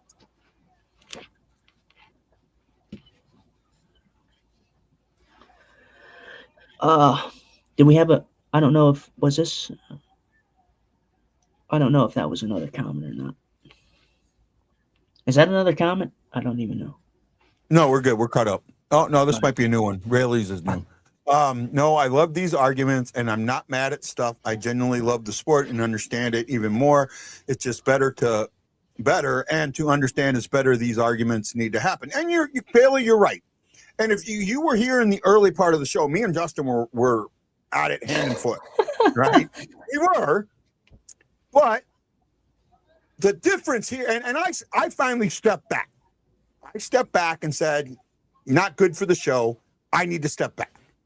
because I wasn't comfortable with myself. That is a skill that I have learned over almost 9 years of doing this. I am under I have the complete confidence that as Justin does this show more, it is a skill he will understand and learn also. And again, Justin, please understand that is not a dig at you. It is not. I did the same stuff. You need to understand that 1,000,000,000%, not a dig at you. But as we've calmed down and we've had this better conversation, it's been really good discussion and the type of discussion that shows like this need to have. Does that make sense? Yeah, like I said, this is a topic that we've been discussing hard, and I think that I get the professionalism, I get the what's good for the show, not going like absolutely crazy at each other or anything like that. But like I said, I still agree that as media and as a fan of the NHL, you need to set the precedent that you do want change. You don't want to accept mediocrity. And I don't think anybody should accept mediocrity. I really don't, because I think first of all, I think it's bad for the sport. I think it's bad for the product. I think if you're putting out a mediocre product and you're just accepting it, I don't think that that's good for the space either, because then you're setting the precedent that this is what you want. This is how you want the product to be. And I don't think that I think, as like I said, as media, even though you want to be professional, you need to present yourself in a way that you want the NHL to be the best it can be. And it can be better. I think me and you can both agree on that. I think it could be better. Yeah, no, it can be better. I'm not disagreeing there, but I'm also in the camp that it's not as bad as people make it out to be. So that's kind of where I'm at. And it's been a good discussion. Shots are 17-13. Dallas has had a little more control early on in this period. They also started with the short power play. Shots are 2-1, so it's been together. Both teams are playing a slightly conservative in my mind right now. Neither team wants to make a mistake. And when you're tied 2-2 in the third against one of the best teams in the league, the number 2 team in the league, playing conservative right now is okay. I understand that. Yeah, you don't want to playing conservative. You have them playing conservative. If they were playing aggressive, maybe you need to play aggressive. But if they're playing conservative, you can match that and also play conservative. Yeah, well, I mean, look at it like this. This is a good strategy for the Blues, because if you think about it, this. Who was that? Neighbors. Neighbor just missed an open net. Oh, he just whipped. I think he got his stick lifted. He might have got his stick lifted, but it was a really good play. Yeah, the Blues are this honestly, they're not getting a crazy amount of shots on that. But like I said, I think that this a penalty coming. I think it's on Dallas, so we're getting it's on Dallas, right? I think that this actually, if in my opinion, the fact that both teams are playing conservative, I think it actually favors the Blues because of how stagnant the offense has been. So if the Blues can find a way to make Dallas make a mistake and they capitalize on it, they can be good for the Blues. Absolutely, and that's what I think's been happening here. They have been playing now. Oh, that was absolutely a hold in the stick. Is that what they got him for? Who was it? Oh yeah, he does. He does. He got it. The guy got a stick. He didn't lift his stick, but he got his stick on stick. I think he's holding Kyrou's stick. I think that's what it was. I think he's holding. I haven't seen the penalty yet, but I think it was a holding the stick. Yeah, it was. Kyrou. Yeah, you blatantly see it. Yeah, it's a holding. Yeah, stick. Holding. It was a holding on Lundqvist, not a holding the stick, but straight holding. Oh, okay, yeah. It was Kyrou went in the corner, he grabbed his, but I think he did grab his stick, so it was a holding, but it was just a holding the stick, I think. But they could have called either one. They could have called holding or holding the stick. Do they call it that? I thought that it was just holding. Is holding a stick actually a thing? Yes. Okay. I was thinking that it was just holding. I thought that holding was just a general sense. There is a holding the stick. In fact, I remember Kerber at one point, he talked about this a couple of years ago. He said they were at a game, and the booth was like right. The people sat underneath the booth, right? And the referee called a holding the stick penalty, and this lady in front of him said, "Hey, they're all holding the stick." Yeah. So anytime I hear a holding the stick penalty, that's what I say. They're all holding the stick. It's very rare. Do you remember a couple of seasons ago when I don't know if the Blues scored or not. I can't remember, but there was a play where Parayko, I think, or somebody broke their stick and had to get a stick from the defender. I think it might have been Parayko that handed him the stick. And Tarasenko got a penalty for an illegal stick because he had Parayko's stick and it was too long. That is, for me, okay, I'm sorry, that is like the dumbest thing I've ever heard. I'm like, and first of all, Parayko, he's right-handed. Tarasenko's a left-handed shot, first off. So he's already at a disadvantage already. I was flabbergasted. I think that for me, I understand why they do it, but I think that was the stupidest thing I've ever heard. He tipped it in. He didn't shoot it. He tipped it in. Right? Yeah. But Parayko, because he is 6'6", is allowed to have a longer stick, like a 2-inch longer stick. Mm-hmm. So when another player cannot pick up a player who is under 6'4", I think it is, or whatever the height limit is. Uh-huh. Oh, good save by Ottinger there. Cannot pick up and use Parayko's stick. Tarasenko got his stick broke. Parayko gave him his stick to go get another one. Tarasenko touched the puck and put it in the net, and the goal was called back, and a penalty was called for illegal equipment. Mm-hmm. Now, while I completely understand what you're saying, I understand the spirit of the law in that one, and I was not upset with it. Well, no, I wasn't upset with it either. I might have been upset originally, but now as I've had time to calm and think about it, it was the right call. Yeah. Right? I got to use the restroom again. I'm sorry, man. Yeah. No, you're good. I wasn't upset with that call either, but I was just thinking about that because we're talking about officials and we're talking about refs, and I looked at that and I'm like, God, I hated that call originally. Like I said, I'm kind of with Guy. I didn't hate I'm not like angry, or I wasn't overly angry when it happened, but I was like, man, I think that was just stupid. I understand why they do it, but like he's using his own stick, or he's using Parayko's stick. He's not even a right-handed shot. He's a left-handed shot. Tarasenko was. Booze with good pressure. Yeah, Booze did have some good pressure there, Steve. They were doing some good stuff. Like I said, I think Guy's right. I think they're playing conservative, and I think that conservativeness might play beneficial to them in the end because they're making Dallas make a mistake. And drew a penalty. Yeah, very good. Yeah, they did draw a penalty. It was a weird pen, but fair. What was a weird pen? The pen that Dallas took? Oh, you mean the one that I was talking about? The Parayko one where he holds his stick, or no, he gave his stick, I think, to Tarasenko, and Tarasenko ends up scoring, and then they I was going over the comment because he said that it was weird, but it was fair.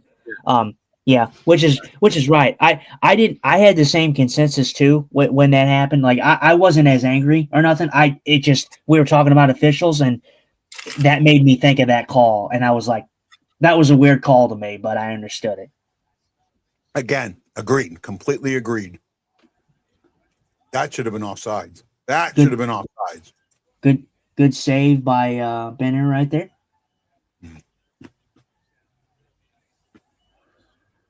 Bukestad with a little bit of a bad turnover there. This has been one of the best games the Blues have played in a long time. Maybe going back to that Edmonton game where they shut them out or beat them 2-1 or something like that. The one when I was coming back. I don't know. I'd say there was a what was that game? There was a couple game. The Carolina game, that was a fantastic game. Yeah. The Sure. the game after that against Tampa Bay, that was a good game. I thought both of those games were pretty good. I think that we missed a couple in there, but yeah, this has been a good game. These two teams, man, they play so defensive, they play so conservative, they play each other really well. This reminds me of the first game that me and Guy went to this season. Or not the first game that we went to physically, but the first game that we went to where they won against Dallas. It was a great game. It was probably their best game of the season, at least up there for one of their best games of the season. And they're doing the same thing in this game. They're both playing very defensive.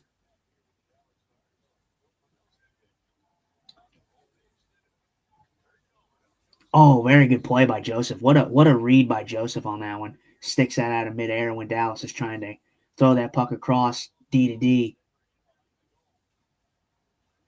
Oh, good shot. The Blues are slowly getting. Sorry, Justin. By the way, congratulations to Steve Ott. He gets his first win as head coach of the Thunderbirds in overtime. Lindstein gets the overtime goal. Theo Lindstein gets the overtime goal. So congratulations, Steve Ott. We're very happy for you here on the BlueNote Fan Report. Yes, sir. Steve Oddie. Yeah, I do see. Yeah, we talked about that earlier. If anybody was interested in the Steve Ott discussion, we talked about that he's probably, that was pretty much his trajectory. He's probably going to be coming to an end of his time here in St. Louis, and he'll probably get a coaching job elsewhere. Head coach job. So, but that's good for him. I think he deserves it. I think he's like you said, I think he's a player coach. So I think that he would be good for the young guys. Yeah.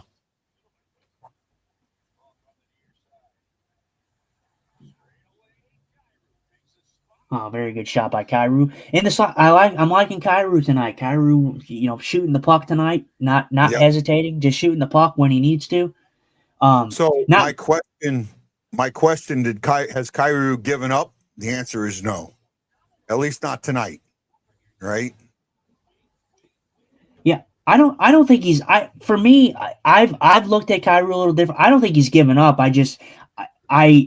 I don't know. I don't know what it is. I just, since he came back from that injury, he just was not the same dude. That's a good point. And he may have not been completely healed. I mean, it's the same thing with Holloway, getting some scar tissue broken up and having to go back. Good play, Neighbors. Yeah. Sorry. Very good play. Neighbors stepped out of the zone there. Yeah. Nice. But I don't know if it's like that he didn't fully heal. I just think that since he's been back from that injury, I just feel like he hasn't regained that kind of greatness that he had, because I felt like he was really getting going. Him and Thomas were looking really, really good, and then he went down with that injury, and then he came back, and then it lost all the momentum almost. Yeah. Bailey says, I don't think people have looked at Kyrou on the puck battles and effort. He may have not been getting the points, but he has been hard on the puck. You know what? I've had people say he wasn't hard on the puck.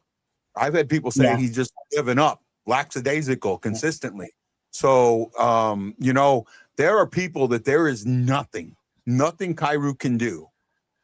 If he doesn't do everything perfect, there's nothing he can do that they're going to like. There's not, if he loses the puck, they're going to harp on that. And I'm sorry, I know you don't want to hear this, Justin, but that all comes back to Berube. I know you say Berube was a while ago, but there are too many fans that just, that's what they think. They think of how Berube was. And did you see what happened to Berube? Do you see his head? Yeah, I did. Well, no, and I agree with you. I want to preface it because this is what I talked about. This is why I said that Kyrou, I'm thinking that I think Kyrou loves it here in St. Louis. I think he truly meant what he meant when he said that, he loves playing. He wants the best for the fans, and he wants to produce here. And I do believe him when he said that. And I think that although it's been a couple years, I think that still weighs on him. The fact that he can't make a single mistake without everybody calling for his head it gets to a player. at a certain point. And I think Cairo gets a lot of unwarranted hate. I really, really do. So I don't think it's Cairo giving up. I think it's just the fans, they need to start believing in Cairo. Cairo needs that support. He's not getting that support from the casual Blues audience right now. He needs that support. He needs people backing him. They need people that don't like shit on him every game. I mean, he literally has hundreds of doubters every game. It's ridiculous. I mean, the guy could have a hat trick, and Blues fans, casual Blues fans, will still be bitching about it. It's ridiculous. Oh, good try. I like the try there. Not much there. He didn't have anybody there, but I like the try, Joseph. Decent try. Yeah, this has been a very conservative third period. Both teams are playing very defensive. This has been a very good defensive game. But These are the games. That's exactly what you expect. Yeah. Well, myself and Guy talked about this. This is a team that is struggled offensively, but the fact that they're playing conservative is actually going to be favorable towards the great Blues. save, Bennington. Wow. Let's see here. I haven't seen it yet. Oh, wow. Great save. Great save. Absolutely great save. Overtime. There's no doubt in my mind this is going to. Bailey, were you on the show at one time? Ooh. I think he was, or at least he was. Yeah, he was. Yeah, he was at one point. And maybe I didn't let him. I don't remember. It was like one of the playoff games, I thought. It might have been when you first started. Like you came on and he was going to come on right after.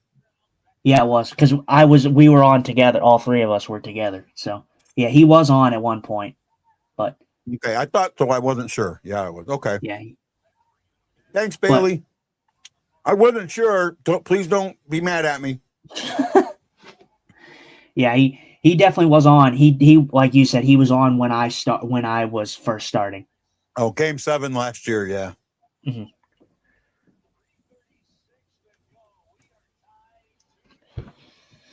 Yeah, I'm thinking. Yeah, and I hope it goes to overtime because this is what I called. I even said this in our pregame. The pregame predictions. I said that I could see this game going overtime, and I'm glad. I'm hoping I'm wrong about the loss, but I did predict a close game, and we have gotten a close game. I hope you're wrong about the loss too. Yeah, I hope. But, we both predicted. Yeah, we both predicted a loss, but I kind of looked, like I said, I looked at the lines and I was kind of shaking my head. I was kind of concerned, but Bennington's very solid in this one. Yeah, he has been. But yeah, again, I think Bennington's been solid, a lot better, played better than people have given him credit for. I really do. I know he's had some bad games, but then again, so has Hofer. But I think Bennington has played better, and I do think that for a long period, the team trusted him a little more and played a little looser in front of him. And I don't see that this game. I think they played very tight in front of him. Well, and I want to say this because he's had a good game, but I want to say this. I will say the Blues have had a good game defensively. They have not allowed Dallas to get a lot of shots. That last opportunity, Dallas has had. They said that Dallas has had like 10 like high scoring. I haven't seen it, if I'm honest. I don't know how they calculate that. I mean, from the slot pretty much, but I don't think I've seen that many slot shots. I've seen Bennington make some good saves, but I honestly don't think that there's been a lot of high quality chances in this game. Yeah. For either team. I think both teams have been very good defensively. And good neutral zone play too. I agree, Steve. I've seen that too today. I've seen it. And actually, so this period, the Blues have outshot Dallas 8-4, and they're leading the shot totals 20-19. Right? I'm very impressed with the Blues this game.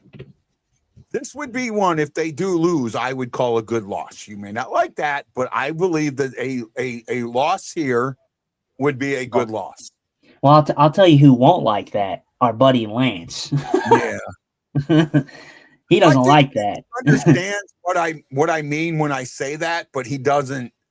There's I know for a fact, like my buddy E, there's no loss is a loss, And I love you to death, buddy. Believe it or not, I do. But my point is, you can't. So if every loss is bad, then you have to be able to go 82-0. In the NFL, every loss is bad. Ooh, Why? that's right. Because the possibility of going 17-0 is there every single season. It is. Yeah. The possibility of going 82-0 in the NHL or the NBA or going 162-0 in the NFL or in the Major League Baseball is impossible. Yeah. Yeah, I mean, you're never going to go undefeated. It's gonna be impossible. No, I don't think any team. I mean, has any team ever gone undefeated? No, not even close. So yeah, it's not going to happen. So I think people do raise their expectations and they think, oh yeah, well my team's so good that we're going undefeated. But no, it's just not going to happen. Look at Colorado; they're having a hell of a season, but are they undefeated? No, they're not undefeated. No. So and they've had bad losses and they've had good losses. Yeah. Right. Yeah. So every team does. That's the way I look at it. And if you don't like it, in this case, I want to say tough titty. Well, look. Good. Look. I want to say this. Like a bad loss for Colorado, for example, is the loss to the Predators. They lost. Yeah. What was it? 8-3. 8-3. Yeah, that was a bad loss. That was a bad loss. I'm sorry. That was a bad loss. I mean, at home. That was their first home loss. Their second home loss of the season. Mm-hmm. Yeah, and they lost to the Predators. No one expected the Predators to beat them. Yeah. So I mean, that's a bad loss right there. Like if you're getting blown out, it's probably a bad loss. Bank on a bad loss. Stephen Glass says Bush at center is not a bad thing. It's taken him a little while because he's never been a center, but he has played better at center. That is true. Yeah, it's taken him, but it's tough when you're jumping around. You're asking a lot. Center is we've talked about this. It's much easier for a center to play wing than it is for a wing to play center. Exactly. I mean, well, and I think Bush came in as a center. Bush came in as a center, but he's been a wing. He's been a wing almost his entire career. Yeah, I know, but but that's what I'm saying. I think that they transitioned him to a wing spot, but I think that his expertise in the beginning of his career, like his early career, was I think center. So, they played him as a wing, and it is a lot easier to play a wing position because I think that the most valuable overtime. Robinson gets one right top shelf. Oh wow! Right off the face off. Yeah, I mean, come on, Benny can't stop that. That was a breakdown in defense there. And people are going to, if we lose this game, if we don't get it, people are going to sit there and absolutely destroy Bennington for giving that goal. That's a tough one. Tell me how they stop this. I haven't seen the replay yet. So they're showing it now. How do they stop this? He doesn't. Yeah, it's a good shot by Robinson. It's kind of like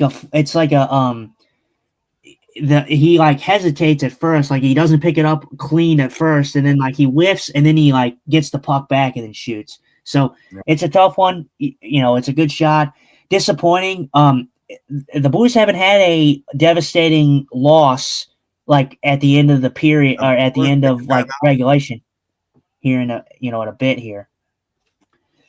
This is the first time that the Blues here in at least a while have lost the game or may have lost the game in like a minute left in the game.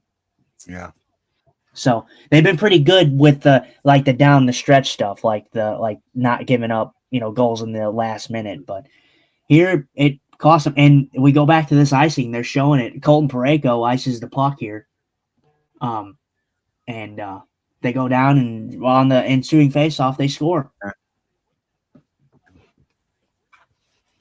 All right, so we'll see what the Blues have. Can the Blues tie it up with a minute left? We shall see.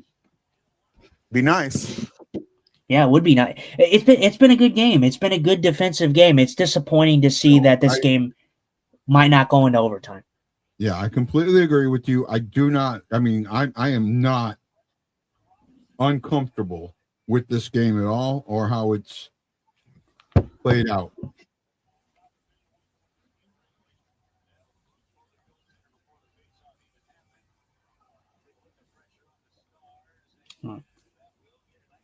Nice. Okay, so the Blues have pulled the goalie, obviously. Hopefully, they can go at least 5 minutes with the or 5 seconds with the puck before they put it in the empty net. 50 That's been a seconds. thing. Yeah, that's been like a thing for the Blues. They literally they pull the goalie and then they immediately get scored on somehow.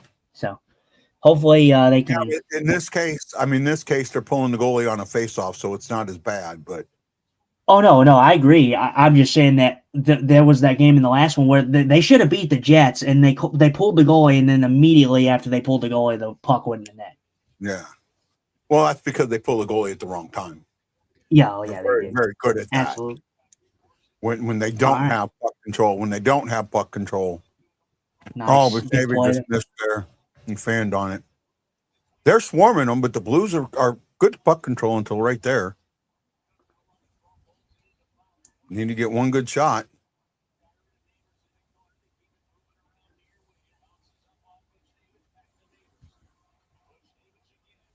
Icing with 4 seconds to go. Oh Good. man, that's a good chance. You had Ottinger swimming. Huh? I'm not going to be upset with this one. No, they had Ottinger swimming. I will say I'm not upset by it. I am a little disappointed. They still have one opportunity. I'm disappointed that they don't at least get a point out of this game. Yeah, I will say that. Agree. That's fine. I will be disappointed we don't get the point, but I'm not. But other than that, the Blues played a good game. They lost 3-2. Dismissed. They outshot them 21-19. They outshot them this period 9-4. They don't get the point. It's a 4-point game. They don't get any points, and that's unfortunate. But again, I don't feel like. I mean, the Blues played them well in this game, and they played hard. It's not a bad game. Yeah, not a bad game. And I know the Bennington Bluebirds are out. I know they're out. Oh my God, Bennington fucking sucks. He lost again. He gave up that goal. There is not a goddamn thing Bennington could have done about that goal. Not a single effing thing he could have ever done about that goal. Not one. Not one. Yeah, it'll be magnified. We all know it because it'll be magnified because Bennington's in net. So they win with a minute left in the game. So it'll be magnified. We all know that. I'm interested. That was a defensive breakdown on the.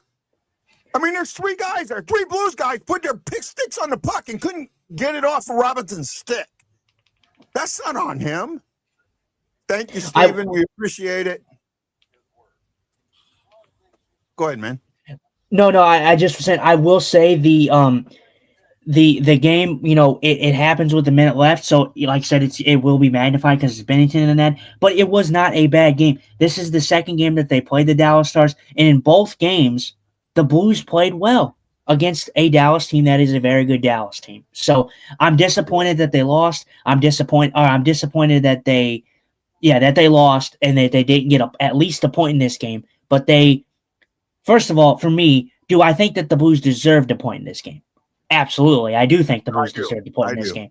But I'm disappointed they didn't get it, but I'm not upset that they lost because they lost to a good team. They lost to a team in the last minute of the game. That always stings. But, what are you going to do? Sometimes you play good and you lose. They played good in the last game and lost. Yeah. No, disappointing. Okay. Disappointed. Yes. I can say I'm disappointed they didn't take it to overtime. Am I upset they lost? No.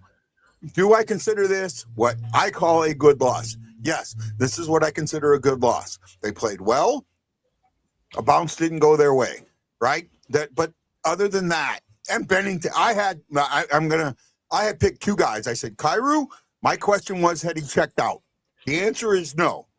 My other guy, and I had said, because I didn't know who was going to be in net, I said the goalie was going to be important in this game. And he was, and he played well.